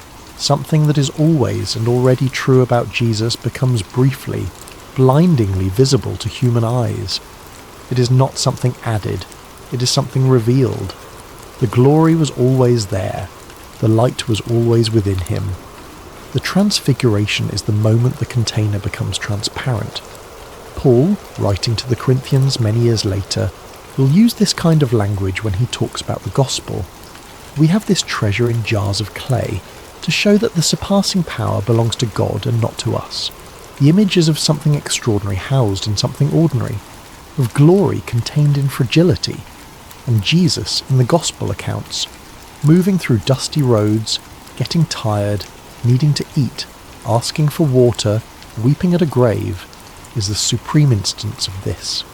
The infinite in the finite, the eternal in the temporal, the full weight of divinity pressing through the ordinary human form and mostly, for the sake of the people around him, holding its shape. And on the mountain, just for a moment, the shape cannot contain what is inside it, and the light comes through. There is a word in Christian theology, theophany, that describes a visible manifestation of God. The burning bush was a theophany. The pillar of fire in the wilderness was a theophany. The cloud on Sinai was a theophany. These are moments when the divine chooses to make itself perceptible to human senses, and the Transfiguration is usually classified as a theophany too, but it is different from all the others in one important way. In all the others, God appears in something external, a bush, a cloud, a pillar, a whirlwind. In the Transfiguration, the theophany is Jesus himself. The divine does not appear beside him, or around him, or above him. It appears through him. He is the burning bush. He is the cloud. He is the pillar of light. The medium and the message are the same. This is the claim at the centre of the Christian understanding of who Jesus was. Not a prophet through whom God spoke, not a holy man particularly close to the divine, but God made flesh. Emmanuel, God with us. And the Transfiguration is the moment in the gospel narrative where that claim is not argued for or reasoned toward, but simply shown. This is what he is. Here, see it. Now you know. The disciples would need to know it, not as abstract theological conviction, but as lived, remembered sensory experience. Because what was coming, the arrest in the garden, the trials, the flogging, the walk to Golgotha, the nails, the darkness at noon, the words from the cross, the death, all of that would have to be held against what they had seen on the mountain. And the human mind has a terrible tendency, in the face of suffering and catastrophe, to revise its memories, to doubt what it saw when what it saw seems impossible, to wonder whether it really happened or whether it was wishful thinking dressed up as experience. But Peter, decades later, does not doubt. He writes, "We were eyewitnesses. We heard the voice. We were there. The memory has not softened or grown uncertain with the years. It has, if anything, sharpened into the surest thing he knows. which suggests that the transfiguration did exactly what it needed to do.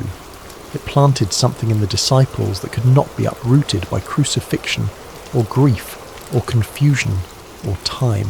Something that would lie dormant through the horror of Good Friday and Saturday's silence and flour. Suddenly and overwhelmingly on Sunday morning, when the stone was found, rolled away, and the tomb was empty, and everything that had happened on the mountain was suddenly gloriously legible. Tell no one what you have seen until the Son of Man is raised from the dead, and the disciples kept it to themselves. Matthew and Mark both note that they obeyed. They said nothing. But Mark adds one quietly devastating detail. They kept the matter to themselves, questioning what rising from the dead meant. They were carrying this enormous secret, this vision of impossible light and divine voices, and they were still struggling with a piece of it. They had heard him say these words about rising from the dead before, and they did not know what it meant. They did not yet have the key that would make the vision fully legible. This is one of the most humanly honest details in all of Scripture. They were shown something extraordinary and transformative, and they understood it only partly, and they were trusted to carry it anyway, to hold it in their hearts, confused, unresolved, still questioning, until the moment came when the questioning would end. Until the stone was rolled away, and the tomb was empty, and everything that had happened on the mountain would suddenly make a different kind of sense, which is perhaps the deepest invitation of this story. Not every revelation comes with an instruction manual. Not every moment of clarity is immediately clear. There are experiences in a human life that land in you before you are ready to understand them, before you have the vocabulary or the context or the lived experience to say this is what that was. And the work is not always to immediately comprehend. Sometimes the work is simply to remember, to carry the image, to trust that the meaning will arrive in time, the way dawn arrives, not suddenly, not all at once, but gradually, gently, until you realize the darkness is gone. The question that the disciples never asked, not on the mountain and not on the way back down, is perhaps the most interesting one of all. Why those two? Out of all the figures in the long and complicated history of Israel, out of all the patriarchs and kings and prophets and holy men and women who had walked that particular road of faith through centuries of wilderness and war and wandering, why Moses and why Elijah?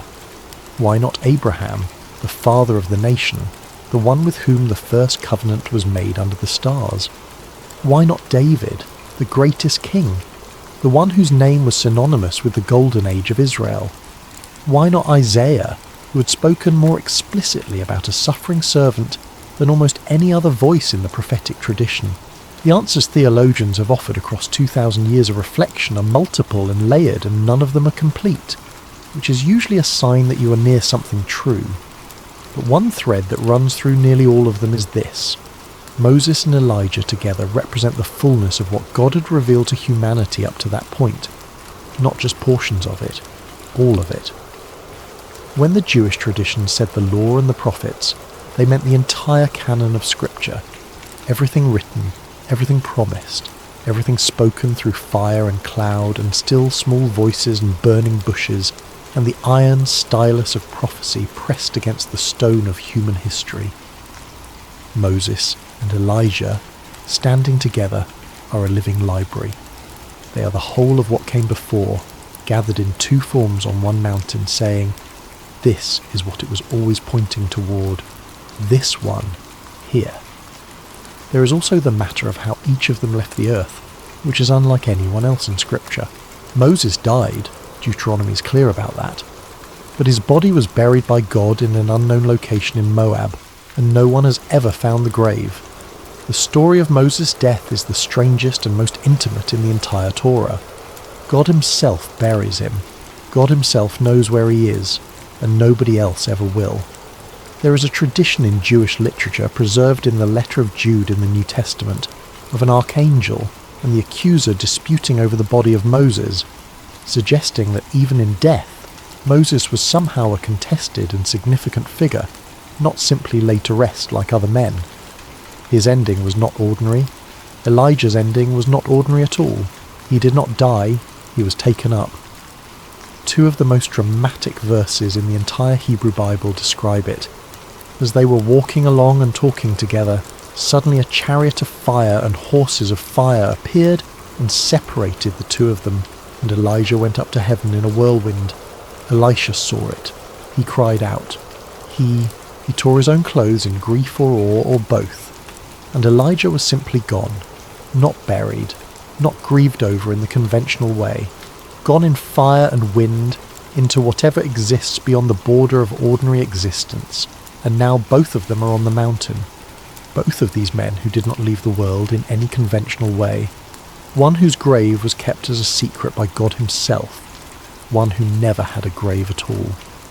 Their presence at the Transfiguration carries within it, therefore, an implicit testimony about what lies on the other side of death. They are alive, they are present, they are coherent and recognizable enough that the disciples somehow know who they are, though the Gospels don't tell us how. Perhaps it was something in the way they carried themselves. Perhaps the light that surrounded them carried with it some information that bypassed the usual processes of recognition. Perhaps Jesus said their names. We don't know, but they were known, and they were there, and they were speaking.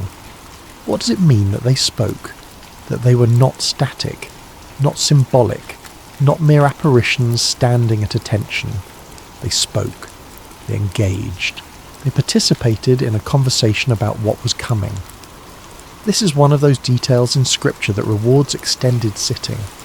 The conversation on the mountain is a conversation between the living, between people for whom death has not been the end. Moses, who died and was buried in secret. Elijah, who was taken up. Jesus, who has not yet died, and soon will, and will rise.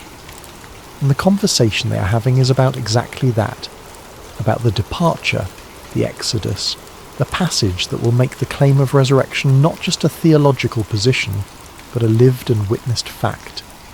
Let's sit with the theology of what happened on that mountain, not as an academic exercise, but as the kind of slow turning over of a stone that lets you see what lives underneath. The Transfiguration is, among other things, a moment of confirmation. Jesus has just told his disciples that he will suffer and die. This is not what a Messiah was supposed to do, or rather, it was not what anyone expected a Messiah to do. The expectation was conquest, liberation, a military and political restoration of the nation of Israel, not a cross, not burial, not the shame of a criminal's death.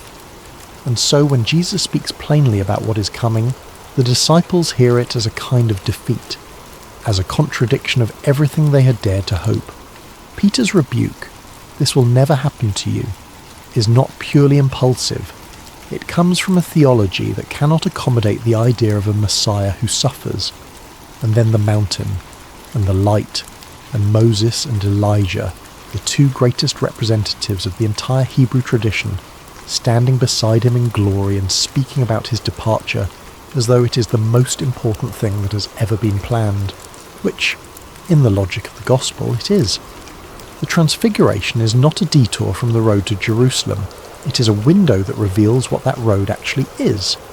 This suffering is not a contradiction of the glory. The suffering is the way to the glory, and the glory is real. More real, in fact, than anything the disciples have ever seen. Real enough to blind. Real enough to make grown men fall on their faces. Real enough that it takes a gentle hand on a shoulder and a quiet voice saying, "Don't be afraid to make it bearable." There is also something worth sitting with in the selection of Moses and Elijah specifically. Both of them had significant mountain experiences of their own. Moses met God on Sinai, twice in fact, and received the law there. The mountain was already sacred in his story, already a place where the divine and the human met. Elijah, at his lowest moment, fled into the wilderness and sat under a broom tree and asked to die. He was too tired, too discouraged. The work had cost him everything. And then, in the gentlest and most remarkable sequence in all of his story, God did not rebuke him. God fed him. Twice. And then Elijah walked, 40 days and 40 nights, the same number as Moses before him, the same number as Jesus in the wilderness, to the very mountain where Moses had received the law. And there, at Horeb, which is another name for Sinai, he stood in a cave while God passed by. Not in the earthquake, not in the fire, not in the great and strong wind that tore the mountains apart, but in a still, small voice, a sound of sheer silence. Some translations say, that is where God was. And now both of these men, Moses, who spoke face to face with God on a mountain, Elijah, who heard the still small voice on a mountain, are standing together on yet another mountain and speaking with the one who is greater than them both. The mountain is a place they know, a place their stories have already consecrated, and in this way the Transfiguration is not only about the present moment, it is about the long arc, the very, very long arc of a story that has been building toward this point for centuries. Every sacrifice made in the wilderness, every prophet's voice crying in the desert, every moment of covenant and failure and return and longing, all of it converging on a hillside in Galilee, where a man from Nazareth prays and the light comes from within him. There is one more thread worth following before we let the story settle into sleep. Many years after the Transfiguration, decades in fact, an old man sat down to write a letter. He was Simon Peter. He was near the end of his life. He had seen what he had seen on that mountain when he was young and impulsive and full of the restless energy of someone who always wants to do something. Now he was old, and the years had worked their particular kind of education on him, and he wrote to the community of believers he was trying to encourage. People who were beginning to wonder, who were asking whether any of this was real, whether the promises made to them were going to hold. And Peter wrote, "We did not follow cleverly devised myths when we made known to you the power and coming of our Lord Jesus Christ, but we were eyewitnesses of his majesty. For when he received honour and glory from God the Father, and the voice was borne to him by the majestic glory, 'This is my beloved Son, with whom I am well pleased,' we ourselves heard this very voice borne from heaven, for we were with him on the holy mountain." We were with him on the holy mountain. There it is, decades later, in the handwriting of an old man who had spent his whole adult life trying to be faithful to what he had seen. The moment had not faded. The light had not dimmed in memory. He had carried it all those years, through persecution and loss, and the gradual dying away of everyone who had walked those roads with Jesus, and it was still the surest thing he knew. We were there, I was there, I saw it. What must it have been like to carry that? To have been one of 3 people on earth who witnessed that moment, and to live out the rest of your life knowing what you had seen, to pray through the long, uncertain years, to endure the hardships of the road, to face the very real possibility of imprisonment or death for what you believed, and to always have, somewhere in the back of your mind, the memory of a face shining like the sun, and a voice speaking from inside a cloud. To know, not from argument or theology, but from direct experience, that the one you followed was not simply a great teacher or a holy man, but something categorically different, something that the universe had been working toward from before the beginning. It would change a person. It would change the quality of everything. Not because the hard things would become easy. Peter's life was not easy. He was eventually crucified. But because hard things look different when you know what is at the centre. When you have seen the centre. When you have lain face down in the dust of a mountain while a voice spoke from the sky, and then felt a hand on your shoulder and looked up and seen just him, just Jesus, just a man who was also something beyond man, saying, "Get up. Don't be afraid. Get up. Don't be afraid." It is maybe the most repeated divine instruction in all of Scripture. In one form or another, those words appear more times than almost any other directive. Angels say it. God says it. Jesus says it. Get up and do not be afraid. As though the primary human posture before the divine is prostration and terror, and the primary divine response is always, always, rise. I've got you. Rise. It is worth considering for a moment what it would have felt like to be John in that moment. John, who would later write more about light than perhaps any other author in the New Testament. John, whose gospel opens with the declaration that in the beginning was the Word, and the Word was with God, and the Word was God, and in him was life, and the life was the light of men, and the light shines in the darkness. John, who at the very end of the New Testament would describe the final vision of the new creation as a city that has no need of sun or moon to shine on it, for the glory of God gives it light, and its lamp is the Lamb.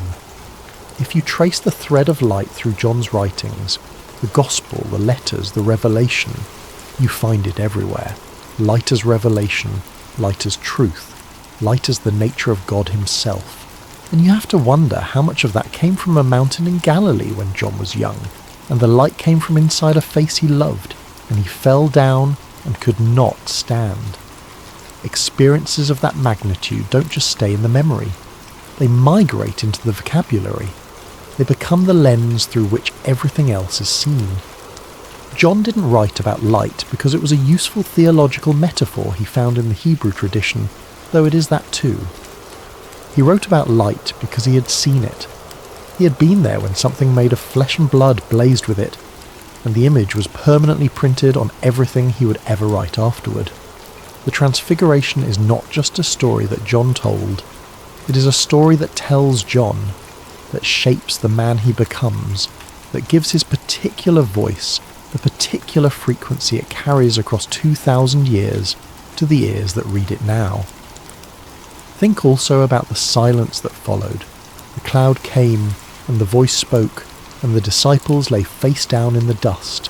And then, Jesus, just Jesus, and silence. The mountain being a mountain again, the wind moving through ordinary air, whatever birds were up there resuming whatever they do, and in that silence, the weight of what had just happened beginning to settle into the three men who had witnessed it. That particular kind of silence that is not empty but full of something that has no name yet, and may not for years. We do not know how long they stood there. We do not know what the walk down was like, whether they talked, or whether they moved in silence, or some combination of both. We know only that Jesus told them not to share what they had seen, and that they obeyed, and that they questioned among themselves what rising from the dead could mean. They had the vision, and they didn't have the key. They had the image, and not yet the language, and so they carried it in silence, which is in fact the proper way to carry certain things. Some experiences are not improved by being immediately explained or shared or processed aloud. Some experiences need to be held in the dark for a while, like seeds, before they are ready to grow into words. The rabbinical tradition has a concept called sod. It is one of 4 levels of scriptural interpretation in the Pardes framework. Sod means the hidden or mystical meaning, the level of meaning that is not on the surface of the text, that requires a kind of interior stillness and receptivity to apprehend.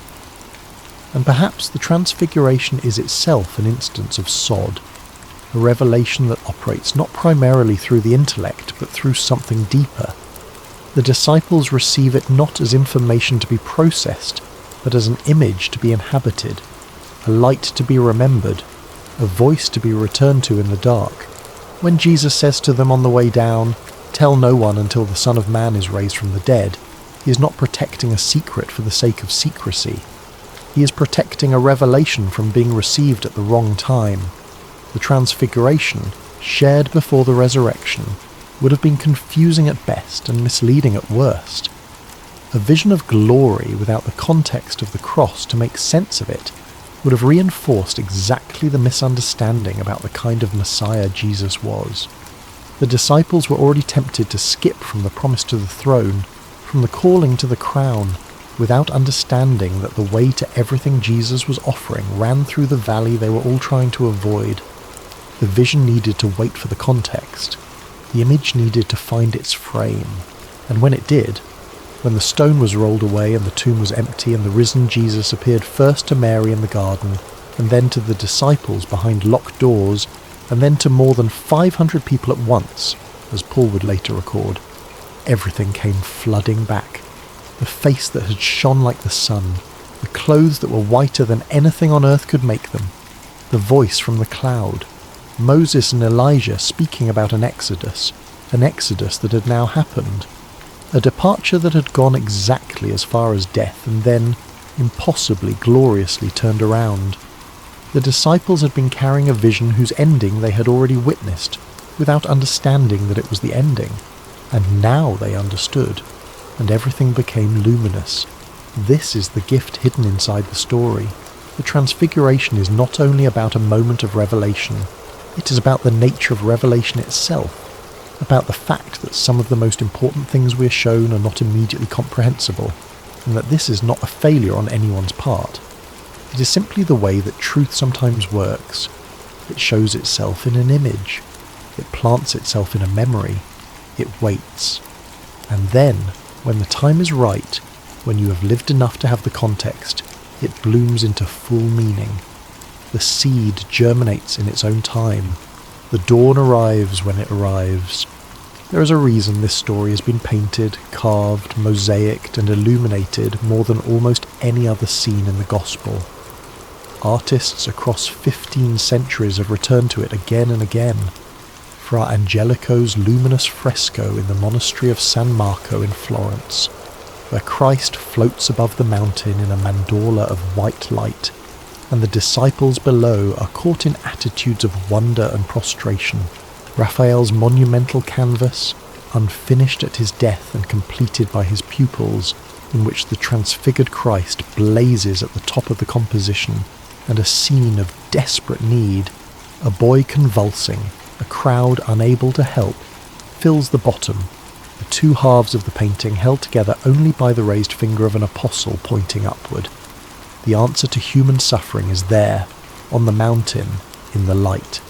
Theophanes, the Greek, who painted it for a Russian cathedral in the 14th century with a Christ of such shattering radiance that the gold around him seems almost insufficient to contain what he is. Each artist saw something different in the story.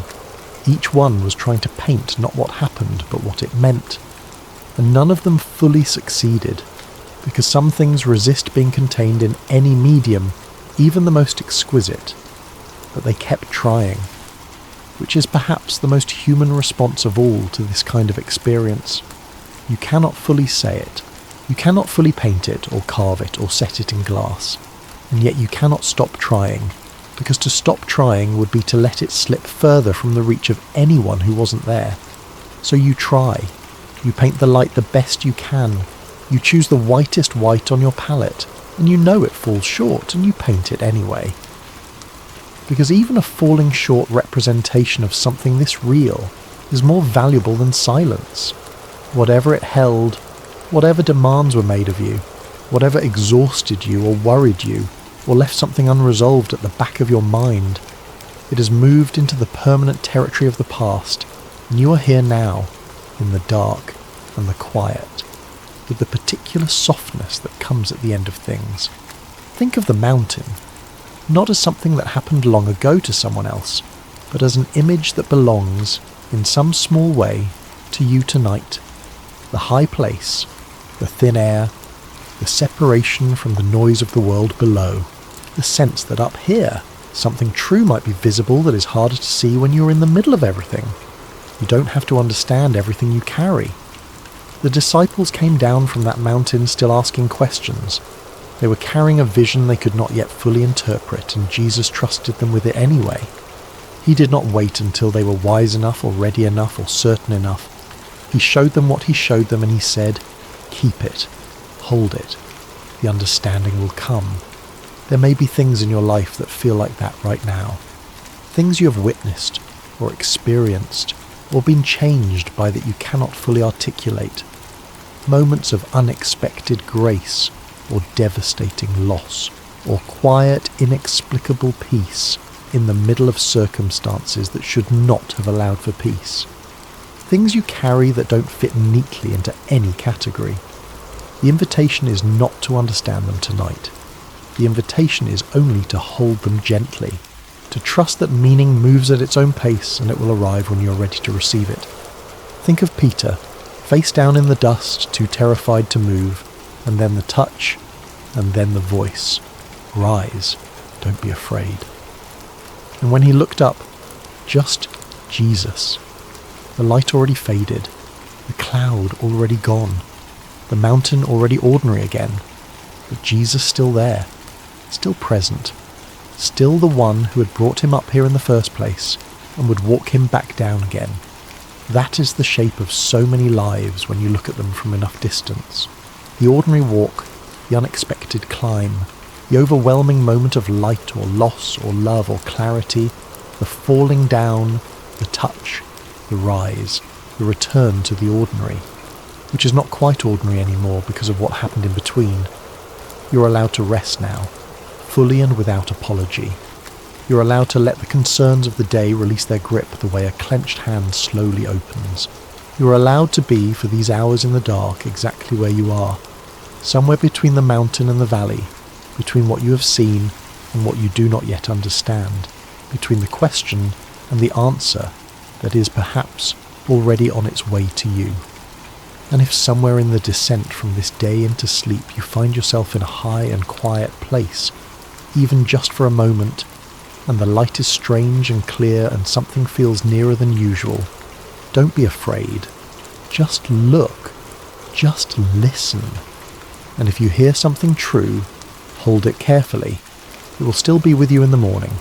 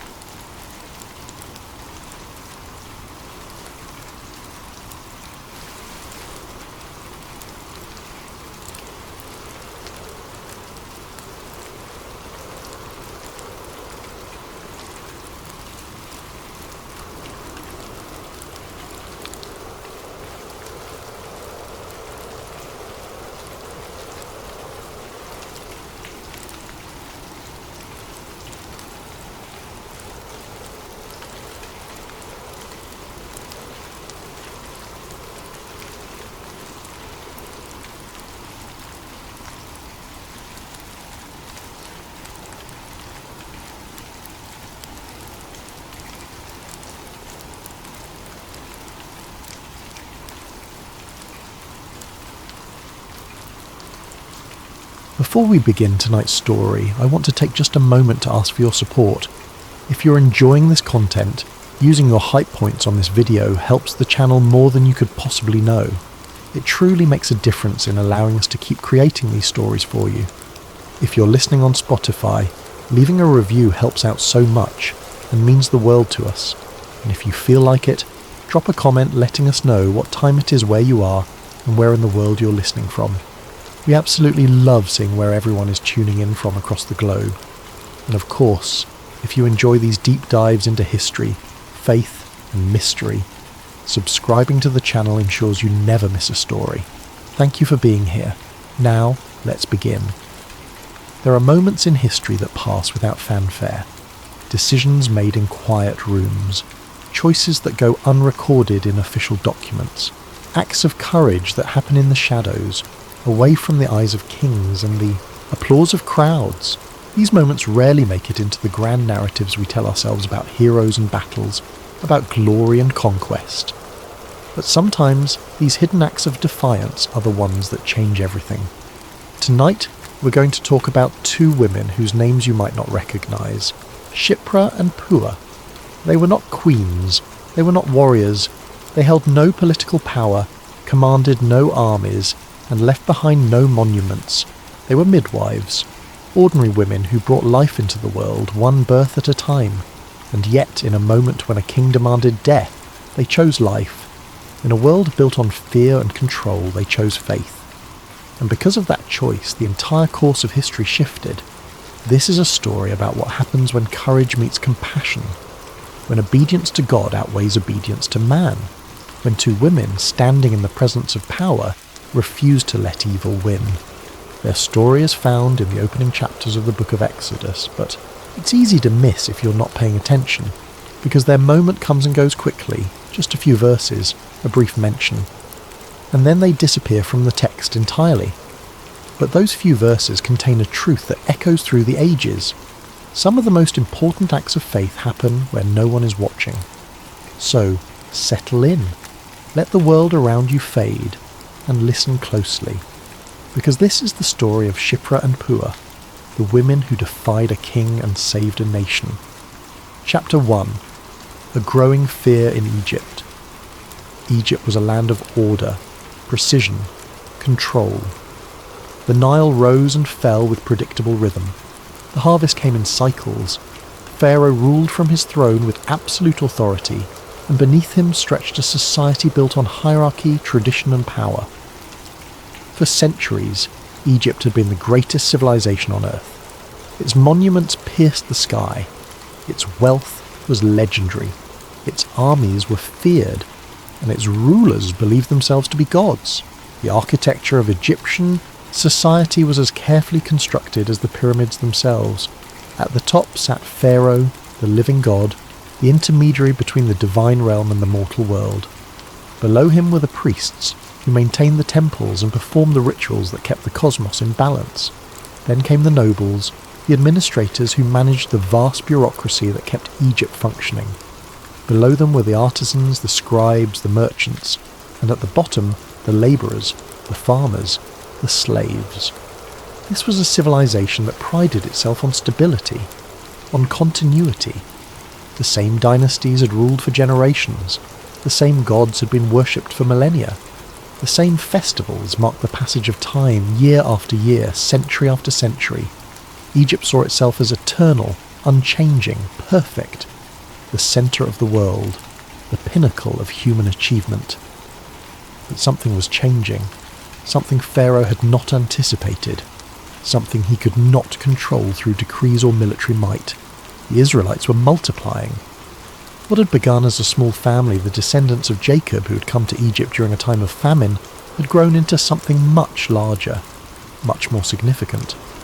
Where once there had been 70 souls seeking refuge, now there were thousands, tens of thousands. They filled the land of Goshen. They spread across the delta. Everywhere Pharaoh looked, there were more of them, more children, more families, more tents, more voices speaking a language that was not Egyptian. It had happened gradually at first. When Joseph had been vizier of Egypt, the Israelites had been welcomed. They had been given good land. They had prospered under Joseph's protection. And when Joseph died, when the dynasty changed, when new pharaohs rose who did not remember Joseph's service to Egypt, the Israelites remained. They had established themselves, built communities, created networks of families that supported one another. They had become a permanent presence in Egyptian society, and Pharaoh was afraid, not of swords or rebellion, not yet, but of something more insidious, the fear of being outnumbered, the fear of losing control. He looked at the growing population of Israelites and saw not people, but a threat, a demographic shift that could one day tip the balance of power. He imagined scenarios where, in a time of war, these foreigners might side with Egypt's enemies, where their sheer numbers might overwhelm Egyptian society, where their presence might dilute what it meant to be Egyptian. This was not an irrational fear, at least not entirely. Egypt had enemies, the Hittites to the north, the Nubians to the south, various kingdoms and city-states that would have loved to see Egypt weakened, and the Israelites, numerous and distinct, represented a potential fifth column, a population that might not be loyal in a crisis. That might see Egyptian defeat as opportunity. That might, given the chance, throw their lot in with invaders. But there was something else beneath Pharaoh's fear, something darker. The Israelites were thriving despite their lower status. They were having children, building families, creating joy in the midst of hardship. And this prosperity, this vitality, was an affront to Egyptian pride. How dare these foreigners flourish while living in Egypt's shadow?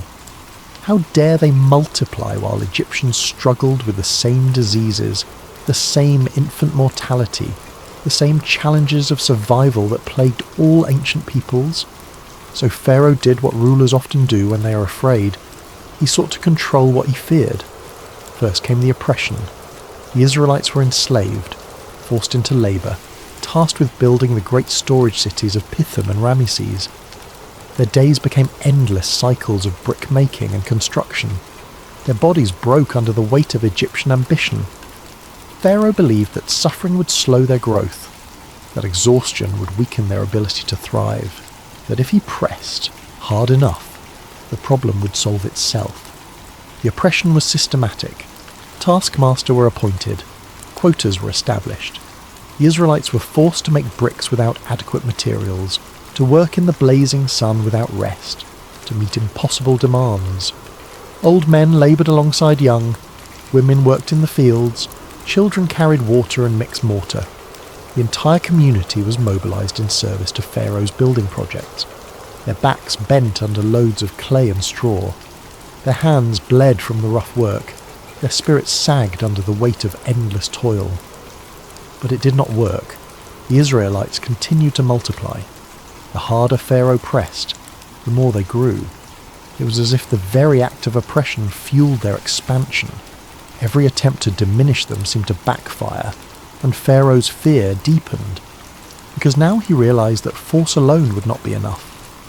If he wanted to control the Israelite population, he would need to do something more drastic, more decisive, more secret. He consulted with his advisors. They discussed various options. Some suggested even harsher labour conditions. Others proposed separating families, breaking up communities to prevent the Israelites from maintaining their distinct identity. But Pharaoh wanted something more direct, more final. He looked at the problem and saw a simple solution. The Israelites were multiplying because they kept having children. Specifically, they kept having sons who would grow into men who would have families of their own. If the sons could be eliminated, the population growth would slow. Eventually it would reverse. Eventually the problem would disappear. He would need to kill their children. But he would need to do it quietly, carefully, in a way that would not provoke an uprising, in a way that would not expose the cruelty of his regime to the other nations who watched Egypt with envious eyes. He needed a method that was invisible, deniable, effective, and then he thought of the midwives. Chapter 2. A Quiet Command. The throne room was silent except for the soft rustle of linen robes and the distant sound of the Nile beyond the palace walls. Pharaoh sat elevated on his seat of power, his face painted with the authority of a god, his eyes cold and calculating. Before him stood two women, not nobility, not priestesses, midwives, Hebrew midwives, Shiphrah and Puah. They had been summoned discreetly, no public announcement, no formal ceremony, just a quiet message delivered by a palace official. The king wished to speak with them. They came because they had no choice. You did not refuse a summons from Pharaoh. But as they stood before him, they understood that something was deeply wrong. Kings did not concern themselves with midwives. Kings did not involve themselves in the intimate details of childbirth. Whatever Pharaoh wanted, it was not a simple request. The palace itself was overwhelming. Massive columns rose towards ceilings painted with stars and sacred symbols. Gold gleamed from every surface. The air smelled of incense and perfume. Guards stood at attention, their spears catching the light from oil lamps. Everything about the space was designed to intimidate, to remind visitors of their insignificance in the presence of divine power. Shiphrah and Puah, women who spent their days in simple homes delivering babies, felt the weight of the place pressing down on them. Pharaoh studied them for a moment before speaking. These were the women who attended Hebrew births, who knew the intimate rhythms of their community, who were present at the most vulnerable moments of life, who held in their hands the power to save or to let die. They were perfect for what he had in mind. Pharaoh spoke carefully. His words were measured. He did not raise his voice. He did not need to. Power does not always announce itself with volume. Sometimes it whispers. He told them that Egypt was concerned about the growing Hebrew population, that the state needed to take measures to ensure stability, that certain actions, while difficult, were necessary for the greater good. And then he gave the command. When you attend to Hebrew women in childbirth, he said, "Look at the child. If it is a girl, let her live. But if it is a boy, kill him. Do it quietly. Do it during delivery. Make it look natural. No one will question a stillbirth. No one will suspect." The words landed like stones in still water. Kill the boys during childbirth. In the moment when mothers were most vulnerable, when families were focused on survival, when attention was diverted by pain and effort and hope, use the chaos of birth to mask murder, turn the bringing of life into the dealing of death. It was elegant in its cruelty, it was efficient, and it required no soldiers, no public spectacle, no risk of uprising. The command was designed to be invisible.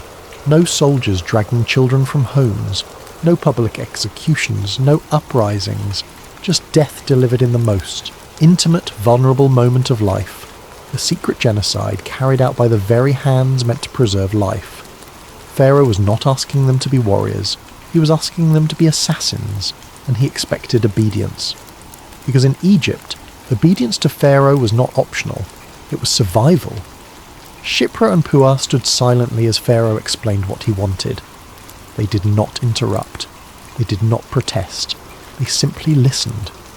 Because to object in that moment would have been to sign their own death warrants. Pharaoh did not tolerate dissent. He did not debate his decisions. He issued commands and expected compliance. That was how Egypt worked. That was how power functioned.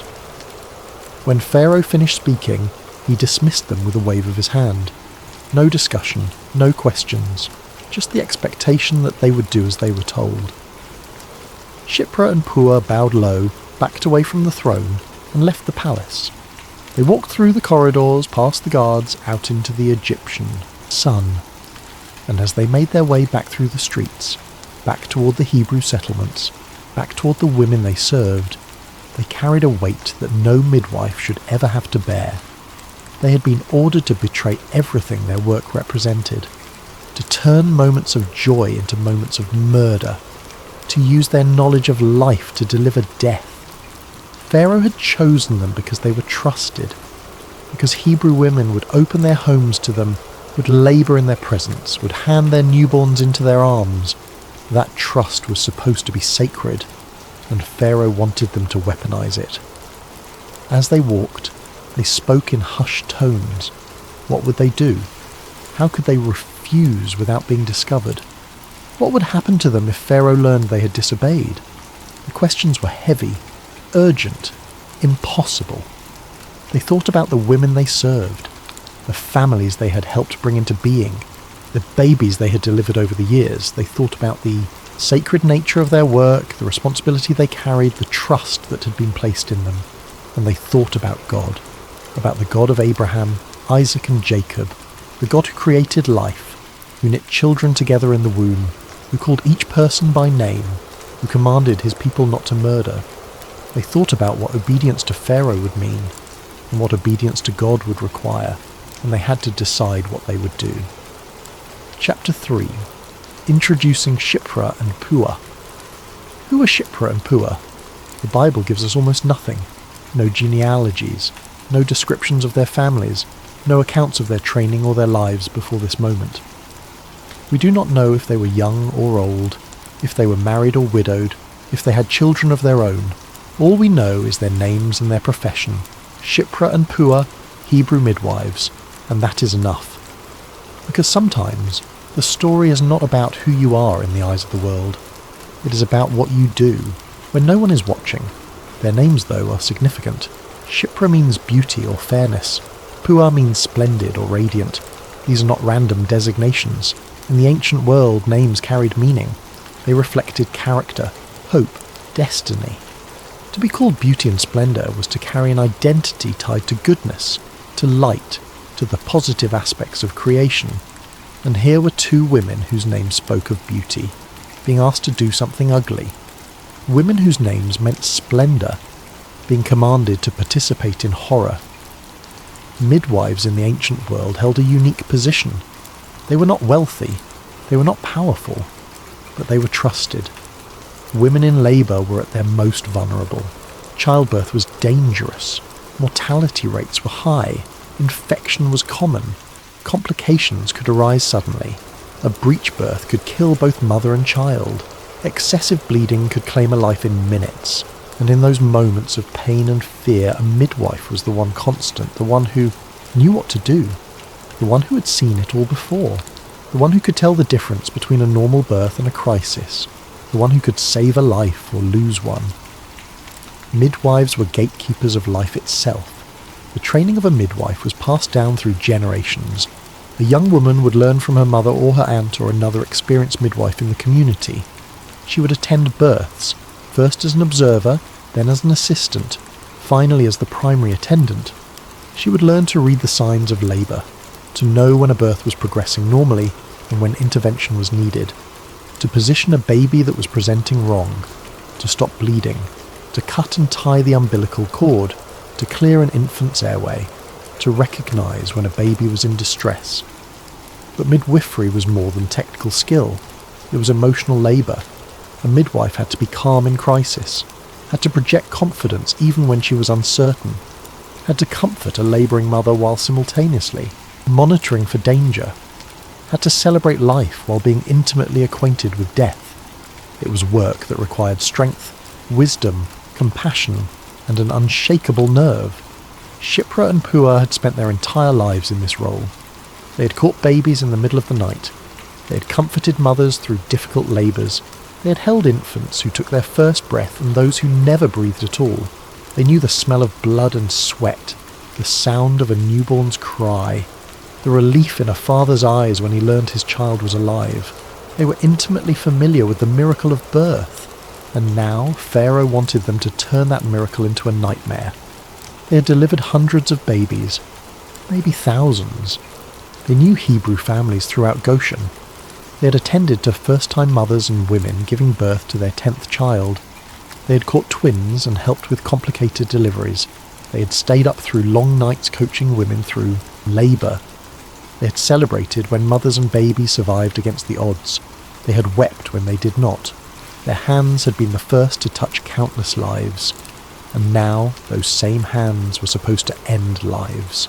To take a newborn boy, still wet from the womb, still taking his first breaths, and kill him. To look into a mother's exhausted, hopeful face and lie. To say the baby was stillborn. To carry away a tiny body and dispose of it. To do this again and again, birth after birth, until the Hebrew population began to decline. But here is what Pharaoh did not understand. Here is what he miscalculated. Shipra and Pua feared God. That phrase appears in the text with stark simplicity. They feared God. Not feared in the sense of terror, but feared in the sense of reverence, awe, obedience to something greater than any earthly king.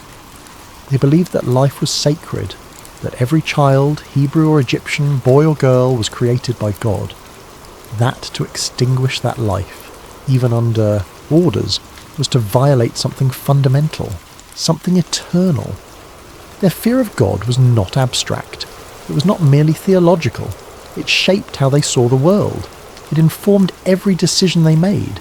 It meant that when they looked at a newborn baby, they saw not just flesh and blood, but a soul, a person created in the image of God. A life that mattered not because of what it could contribute to society, or because of its utility to a king, but simply because it existed, because God had willed it into being. And so, when they returned to their work, when they attended the next birth and the next and the next, they made a choice. They did not obey Pharaoh, they delivered every child, they celebrated every birth. They handed every boy to his mother and watched as joy filled the room. And they said nothing. They carried out their defiance in silence. Because this was not a rebellion fought with speeches or protests. It was a rebellion fought one birth at a time, one life saved at a time. Chapter 4. The fear that matters most. Fear is a powerful motivator. It drives nations to war.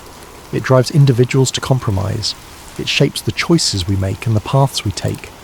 Pharaoh ruled through fear. He understood that if people were afraid enough, they would obey. They would bend. They would betray their own values to survive. And his command to the midwives was built on that assumption. that their fear of him would outweigh everything else. The psychology of fear is complex. When we are afraid, our bodies respond, our hearts race, our palms sweat, our minds fixate on the source of danger, and in that state, we become capable of things we would never do otherwise. Fear can make us bold or make us cowards. It can push us to heroism or drive us to betrayal. It all depends on what we fear most. Pharaoh represented earthly power at its apex. He could order executions with a word. He could imprison families. He could destroy livelihoods. He could make people disappear. The fear he inspired was not irrational. It was based on very real consequences. People who defied Pharaoh died. It was that simple. So when he gave a command, even a monstrous command, most people obeyed, because the alternative was death. But Shiphrah and Puah operated under a different kind of fear, a fear that did not diminish them but elevated them, a fear that did not lead to cowardice but to courage. They feared God, and that fear mattered more than anything Pharaoh could do to them. Because if you believe that God sees everything, that he knows every decision, every compromise, every moment of weakness, then the approval of a king becomes irrelevant. If you believe that God holds life sacred, then no decree from a throne can change that truth. The fear of God is fundamentally different from the fear of man.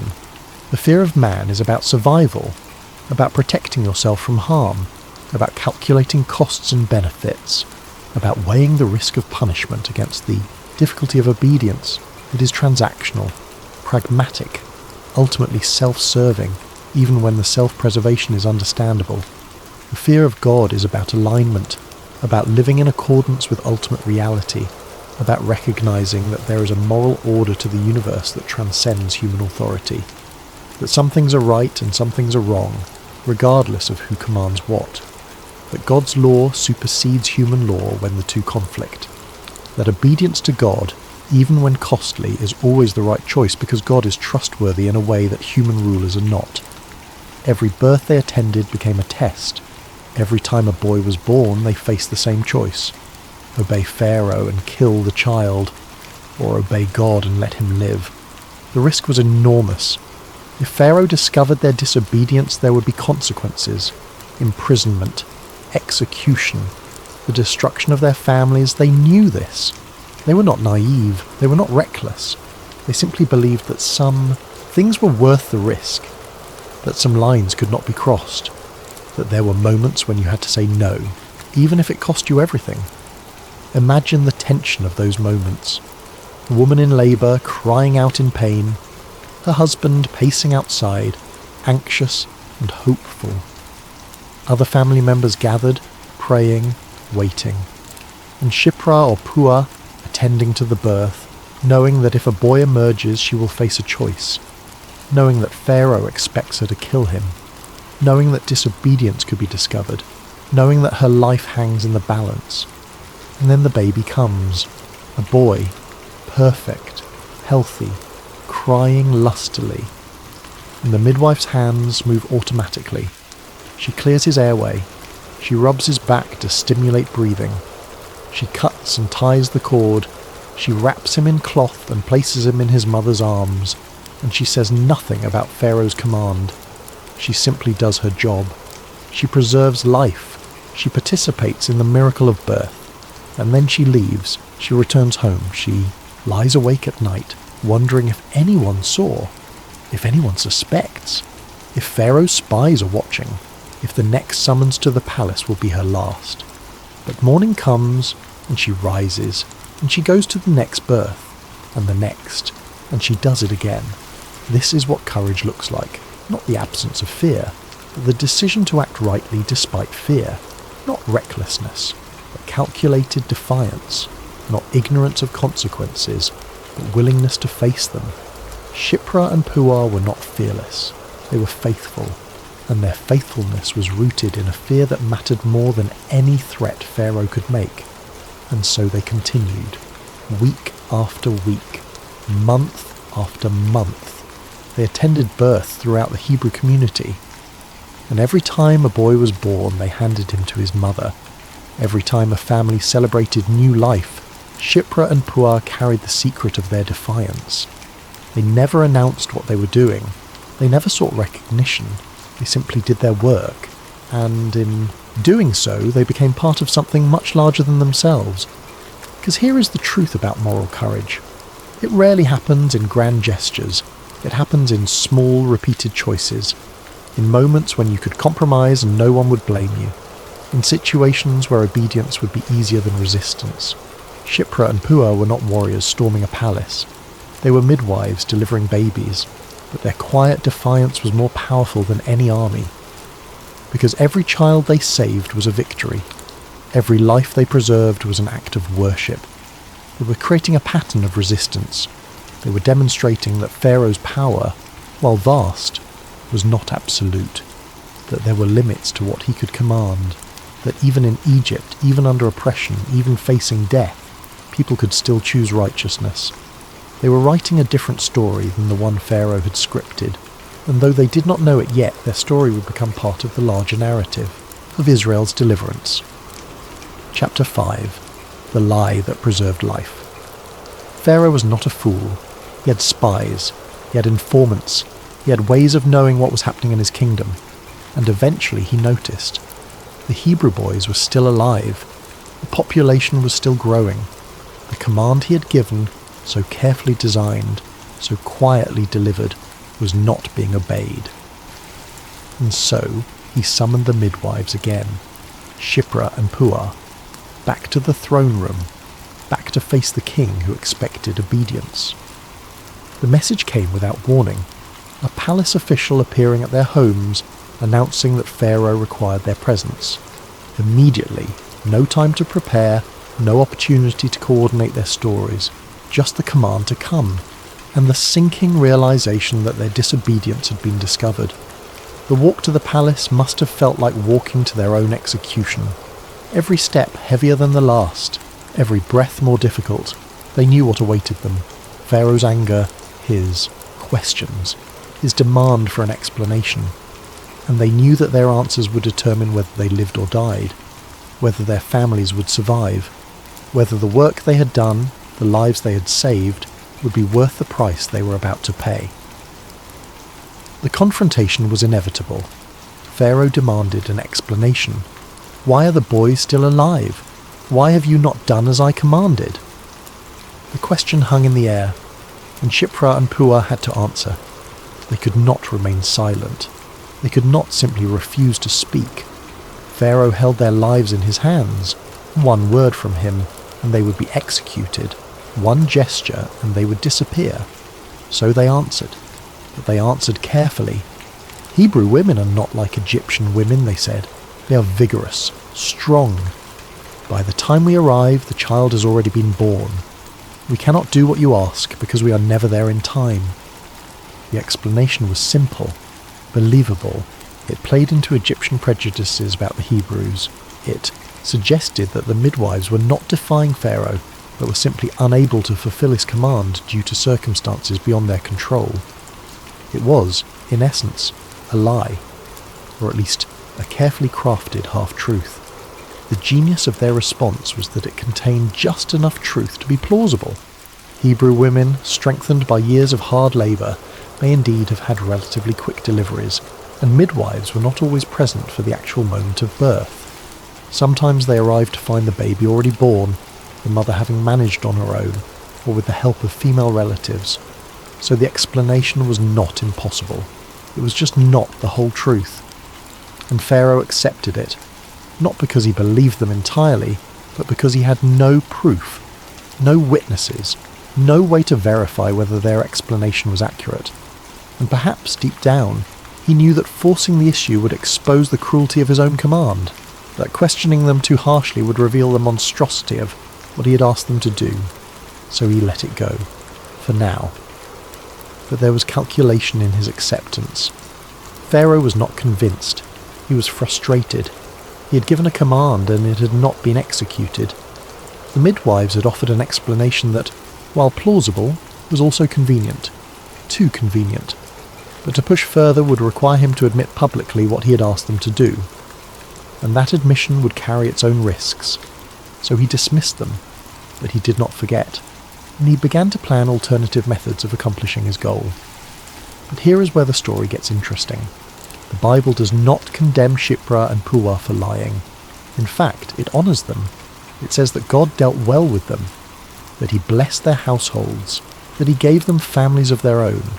The text seems to acknowledge that in a world of impossible choices, where obedience to evil masquerades as duty, there is a place for deception in service of life. That sometimes the moral thing to do is not to tell the truth to power, but to protect the vulnerable. This raises profound ethical questions. Is lying ever justified? Can deception be righteous? The biblical tradition wrestles with this. There are other examples. Rahab, who lied to protect Israelite spies and was honoured for her faith. The Hebrew midwives in Egypt. Even Abraham and Isaac, who in moments of fear deceived about their wives' identities. The pattern suggests that when truth would result in murder, when honesty would make you complicit in evil, when speaking openly would endanger innocent lives, deception becomes not just permissible, but necessary. This is not a blanket endorsement of dishonesty. The Bible is clear about the value of truth. Lying lips are an abomination to the Lord. Truthfulness is a virtue. Honesty is expected in normal human relationships. But the story of Shipra and Puah recognizes that we do not always live in normal circumstances. That there are moments when the usual rules cannot apply without catastrophic consequences. That wisdom sometimes requires us to navigate complex situations with both courage and cunning. Dietrich Bonhoeffer, the German theologian who participated in plots to assassinate Hitler, wrote about this very issue. He argued that in a world broken by sin, there are moments when every available choice involves some form of wrong, when refusing to lie means becoming an accomplice to murder, when telling the truth means betraying the innocent. In such moments, Bonhoeffer suggested, we must choose the lesser evil and trust God to forgive even our necessary sins. Shipra and Puah understood this intuitively. They did not lie for personal gain. They did not lie to avoid inconvenience or to make their lives easier. They lied to preserve life, to protect children, to resist evil, and God honoured that choice. Because God, who knows the heart, who understands context, who sees the full picture of every decision, recognised that their deception was an act of faithfulness, not betrayal. Their lie was tactical, strategic. It bought them time. It deflected Pharaoh's anger. It allowed them to continue their work. It kept the door open for more lives to be saved. It was not a perfect solution, but in a world where perfection was impossible, it was the best available choice, and sometimes that is all we can do. Choose the best available option. Act with whatever courage and wisdom we can muster, and trust God to honour our intentions even when our methods are imperfect. Chapter 6. God honours their choice. What does it mean to be blessed by God? In the ancient world, blessing was tangible. It was children and prosperity. It was health and longevity. It was the continuation of your name through generations. And the text tells us explicitly that God blessed the midwives, that he established households for them, that their families grew, that their names, though recorded only briefly, were remembered forever. The Hebrew phrase used here is significant. God made them houses. This is not just about physical structures. In Hebrew culture, a house represented a family line, a legacy, descendants who would carry your name and memory forward. To be given a house by God meant that your life had meaning, that your contributions would outlast you, that your faithfulness would bear fruit for generations. For women in the ancient world, this was perhaps the highest form of recognition. Women's power, women's security, women's legacy were tied to family. To have children was to have a future. To have a household was to have a place in the community. To have descendants was to achieve a form of immortality. And God gave this to Shipra and Puah, not despite their defiance of Pharaoh, but because of it. Their faithfulness to God resulted in blessing, but the blessing was more than personal. Because while Shipra and Puah were preserving individual lives, they were also preserving a nation. Every boy they saved grew up, married, had children of his own, contributed to the growing Israelite population. The very thing Pharaoh feared was happening in part because two women refused to cooperate with his plan. God was using their faithfulness to accomplish his purposes, to prepare for a deliverance that was still years away. Think about the mathematics of it. If Shiphrah and Puah attended even a fraction of Hebrew births, and if they saved every boy over a period of months or years, they preserved hundreds of lives, perhaps thousands. And each of those lives had ripple effects. Each boy grew into a man who would father children. Each preserved family line would continue for generations. The impact of their faithfulness was exponential. This is how God often works, not through dramatic interventions, not through miracles that everyone can see, but through ordinary people making faithful choices, through small acts of obedience that compound over time, through individuals who say yes to what is right, even when it is costly. Shiphrah and Puah did not know the full scope of what they were participating in. They did not know that one of the boys they saved might have been Moses. They did not know that their defiance was part of a larger story that would end with the liberation of an entire people. They simply did their work. And God wove their faithfulness into something magnificent. There is a theological principle here that is worth pausing over. God does not need our cooperation. He is sovereign. He could accomplish his purposes through any means he chooses. He could intervene directly. He could override human will. He could simply make things happen. But he chooses, again and again, to work through human agents. Through people who are willing to partner with him. Through individuals who will take risks for righteousness. Through those who will obey even when obedience is costly. This is both a privilege and a responsibility. It means that our choices matter, that our faithfulness has consequences, that we are not mere spectators in God's story but participants, that what we do or fail to do shapes outcomes in ways that matter eternally. Shiphrah and Puah could have chosen differently. They could have obeyed Pharaoh. They could have justified their compliance with reasonable-sounding arguments. They could have told themselves that resistance was futile, that their disobedience would not make a difference, that someone else would do Pharaoh's dirty work even if they refused. But they chose faithfulness instead, and their choice mattered.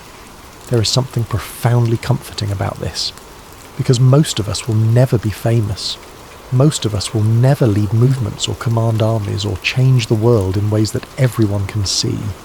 But all of us face moments where we have to choose between what is easy and what is right, where we have to decide whether to go along with injustice or to stand against it. And the story of Shiphrah and Puah reminds us that those choices matter, that God sees, that faithfulness in the small things is never wasted.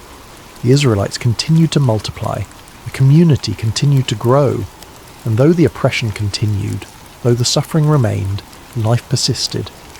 Because two midwives decided that no king, no matter how powerful, had the right to demand the death of innocents, and God honoured that decision with blessing.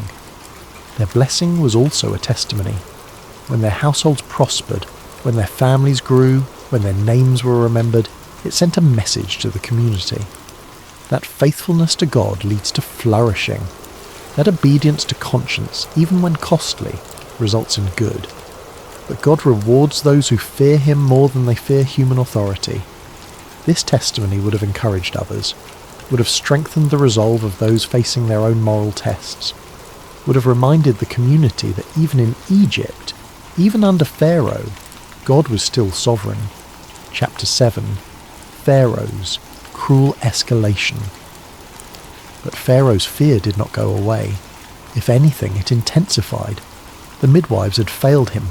The Israelites were still growing, and now he had to take more drastic measures. If the midwives would not kill the boys, then he would give the task to someone else, to everyone else. He issued a new command, this one public, this one impossible to ignore. Every newborn Hebrew boy was to be thrown into the Nile. Every Egyptian citizen was now complicit in the genocide. Every neighbour, every soldier, every passerby had the authority and perhaps the obligation to seize Hebrew infants and drown them in the river. It was brutal. It was public. And it was designed to succeed where the quiet command to the midwives had failed. Pharaoh was done with subtlety. He was done with secrecy. If he could not control the Israelite population through oppression and covert murder, He would do it through open violence, through terror, through a campaign that left no room for defiance. The shift from covert to overt genocide represented a change in Pharaoh's strategy.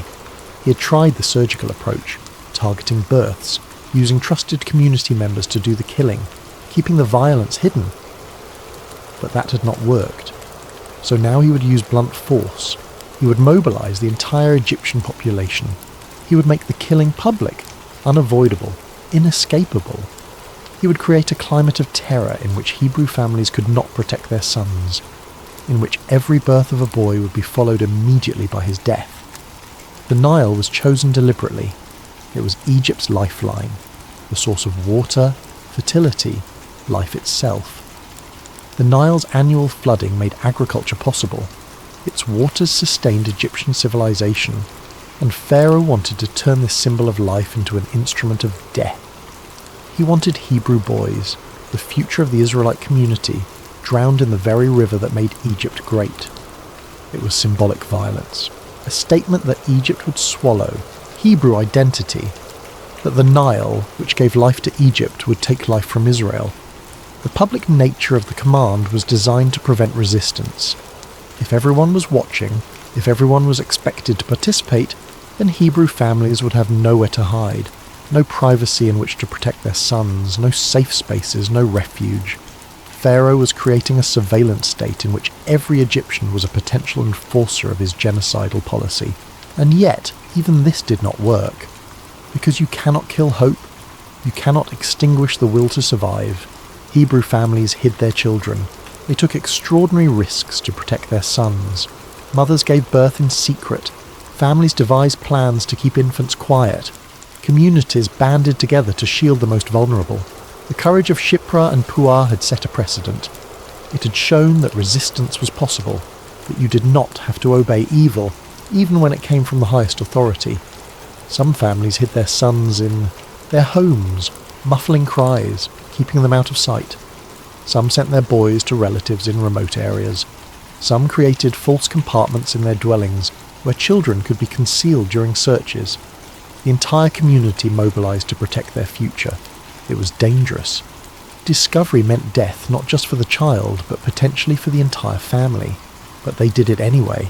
The resistance was not organized. There was no central leadership, no coordinated strategy, just individual families making individual choices to protect their own. But collectively, these individual acts of defiance undermined Pharaoh's plan.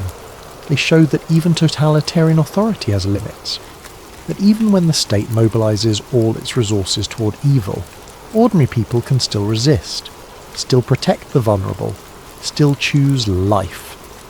One of those hidden children was Moses, born during this time of terror, hidden for 3 months by his mother, placed in a basket and set among the reeds of the Nile, the very river that was supposed to be his grave. And then, in an act of divine irony, discovered and adopted by Pharaoh's own daughter, raised in the palace, prepared for a destiny that Pharaoh could never have imagined. All because his plan had failed. All because women like Shipra and Puah, and later Moses' mother and sister, refused to cooperate with death. The story of Moses' preservation is well known, but it exists in the context of the broader resistance. His mother Jochebed was part of a community of women who had learned from Shipra and Puah that defiance was possible, that you could say no to Pharaoh and survive, that protecting children was worth the risk. Jochebed's act of placing Moses in the Nile was both an act of faith and an act of clever subversion. She technically complied with Pharaoh's command to put the child in the river, but she did it in a way that gave him a chance to live. She turned Pharaoh's command against itself, and when Pharaoh's daughter found the baby and recognized him as Hebrew, she chose compassion over compliance. She too defied her father's command. She too chose life. The resistance to genocide was spreading, from Hebrew midwives to Hebrew mothers to an Egyptian princess. Pharaoh's own household was turning against his policy. The cancer of his evil plan was being attacked by antibodies of compassion and courage at every level of society. The escalation of Pharaoh's cruelty did not break the Israelites. It revealed his desperation. It showed that even with all the power in the world, he could not stop what God had set in motion. The Israelites would survive, they would endure, and one day they would walk free. Chapter 8. The Legacy of Hidden Courage. After the confrontation with Pharaoh, Shiphrah and Puah disappear from the biblical narrative. We never hear about them again. We do not know how long they lived. We do not know what became of their families. We do not know if they were alive to see the Exodus, if they stood on the banks of the Red Sea and watched as the waters parted, if they celebrated in the wilderness as a nation was born. The text is silent, but their absence from the rest of the story does not diminish their importance. In fact, it amplifies it, because their contribution was never about recognition. It was never about being remembered. It was about doing what was right in the moment they were given, and that is enough. Sometimes the greatest acts of courage are the ones that go unnoticed, the ones that do not make it into the history books, the ones that happen in private, away from applause and acclaim. Think about all the unnamed heroes in history, the people who harboured Jews during the Holocaust, the conductors on the Underground Railroad, the individuals who stood up to injustice in small ways that never made headlines, the parents who sacrificed for their children, the teachers who invested in students, the neighbours who showed kindness, the workers who maintained integrity. Most of these people died without recognition. Their names are forgotten, their stories untold, but their actions mattered. They shaped the world. They made goodness possible. Shiphrah and Puah are named in Scripture, which is itself remarkable. In a text that often glosses over women's contributions, that focuses primarily on male leaders and patriarchs, these two midwives are given the honour of being remembered by name. Their names are recorded for all time, not because they were queens or prophets, not because they performed miracles, but because they feared God and chose life. That was enough to earn them a permanent place in the sacred narrative. Their names appear in Exodus chapter 1, verses 15 through 21, just 7 verses, a brief mention in a much longer story. But those 7 verses contain everything we need to know. God values faithfulness. God sees what the world overlooks. God honours those who choose righteousness over compliance. God remembers those who protect the vulnerable. Shiphrah and Puah saved an entire generation, not through grand strategy or military might, but through simple, repeated faithfulness. Every child they delivered was an act of defiance. Every boy they handed to his mother was a victory, and while they could not have known it at the time, their actions preserved the very people God would use to reveal his character to the world, to bring forth a deliverer, to establish a covenant, to tell a story that would echo through millennia. Among the boys they saved were men who would become fathers and grandfathers, men who would walk out of Egypt in the Exodus, men who would cross the Red Sea, men who would receive the law at Sinai, men who would enter the Promised Land. The nation of Israel existed in part because Shiphrah and Puah refused to kill children. Every Israelite who lived after the Exodus owed their existence in some way to the courage of 2 midwives. Their legacy is not in monuments or statues, it is in the existence of the Israelite nation, in the survival of a people who should have been destroyed, in the life of Moses and every other boy born during those dark years. Their legacy is in the reminder that God values faithfulness over fame, that he sees what the world overlooks, that he honours those who choose life even when death is demanded. And their legacy is in you, in me, in anyone who has ever faced a choice between compliance and conscience, between the approval of the powerful and the whisper of what is right. Shiphrah and Puah remind us that we are never powerless, that even in the face of overwhelming authority, even when the consequences are severe, we have a choice. And sometimes that choice is the most important thing we will ever do. Their story teaches us about the nature of moral courage. It is not flashy. It is not usually recognised at the time. It often requires us to work quietly, to resist invisibly, to trust that God sees, even when people do not. It requires us to value righteousness over reputation, faithfulness over safety, obedience to God over compliance with unjust human authority. Their story also teaches us about the power of ordinary people. Shiphrah and Puah were not exceptional in the world's eyes. They were not rich or powerful or connected. They were working women. Skilled, yes, but not elite. And yet they changed history. They proved that you do not need to be famous to be faithful. You do not need to be powerful to be righteous. You just need to be willing to say no when evil makes demands. Epilogue: Faith that saved a nation. As we close this story, let it settle into the quiet places of your heart. Let it remind you that faith is not always loud, that courage does not always announce itself, that some of the most important work in the kingdom of God happens in secret, in small rooms, in difficult decisions, in moments when no one is watching except the one who matters most. Shipra and Puah were not prophets. They did not perform miracles. They did not part seas or call down fire from heaven.